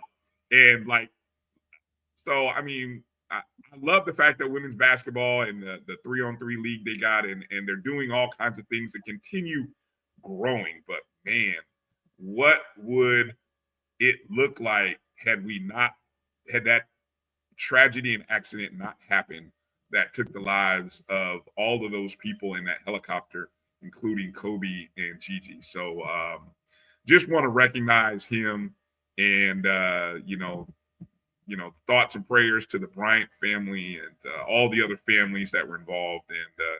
And always, whenever somebody is lost, especially in a tragic accident like that, you just hope that you can celebrate them while they're here. And it's a great reminder to celebrate the people you love and the people you have in your life, because you never know when they're not going to be there with you or near you to say hello or to give a phone call to. So I just wanted to share that. Charles, you got any last thoughts and words? Well said. I think that's a good way to end it. But what you said was absolutely perfect. All right. Well, again, hey, I really appreciate all your time tonight and joining. And you can catch Charles. He'll be on the call tomorrow night as Bethune-Cookman comes into actually men and women. So it's a doubleheader starting at, I think you said 4 Eastern, 3 Central for the women, and then 6 Eastern, 5 or immediately after, 30 minutes after, right? Yeah. So it'll be a good doubleheader. Bethune coming in. Should be a good game. So those of you who want to catch some free basketball on the Alcorn State Sports Network on YouTube, you can hear Charles and you can watch that great broadcast. And if you're like me, if I don't know if my prop's going to hit, but somehow I'm going to find a way to watch that Jackson State game. I don't know, Charles. I ain't feeling too good. I'm like stomach's in knots. But anyway. That's going to be a really good game tomorrow. I mean, Jackson's rolling, but FAMU's got a lot of confidence now. Do I think, is there enough gas in the tank to get that done on a Monday night? May not be. But I think if Jackson can't play around with that one, they better not play around with Florida A&M with what happened last night. If not, Jackson could be in for a dogfight before they go to Grambling and Southern coming up. And that could really flip the standings a little bit, especially from 2 on to maybe 5 or 6. Yes, it could. Yes, it could. Well, hey, Emmett and all of you who joined us tonight, were able to join us tonight. Thank you for coming back in and watching us. Make sure to stay tuned. Make sure you hit the subscribe button. Make sure you hit the bell and notifications. So that way, any of the shows, whether it be our podcast or our live shows, go up on the Black College Sports Network via the JBN YouTube page at MyJBN Online. Whenever those go off, you're able to be informed about them. So please subscribe, rate, review. Go check out the BCSN Pod Zone everywhere you listen to podcasts on Spotify, Amazon, iHeartRadio, all those wonderful places. Anywhere you download podcasts, that's BCSN Pod Zone. So, all right. Well, for A.D. Drew, who is somewhere traveling the state of Georgia, being safe, hopefully, he'll be back. If not next week, maybe the following week. We'll see. Drew's a busy man these days. But I thank Charles Edmond for coming in and joining us. Charles, he will be always on Saturdays on the Carlos Brown Show, which you can find right here on the Black College Sports Network here as well. So thank you, everybody, for coming in and joining us. Be well, be safe. God bless. And have a great week. And good luck to your teams. And try to stay warm. Hopefully it warms up for some of you guys in the South. I know Florida is about to return to its normal hot season. So thank God. All right, guys. Peace out. We'll see you later.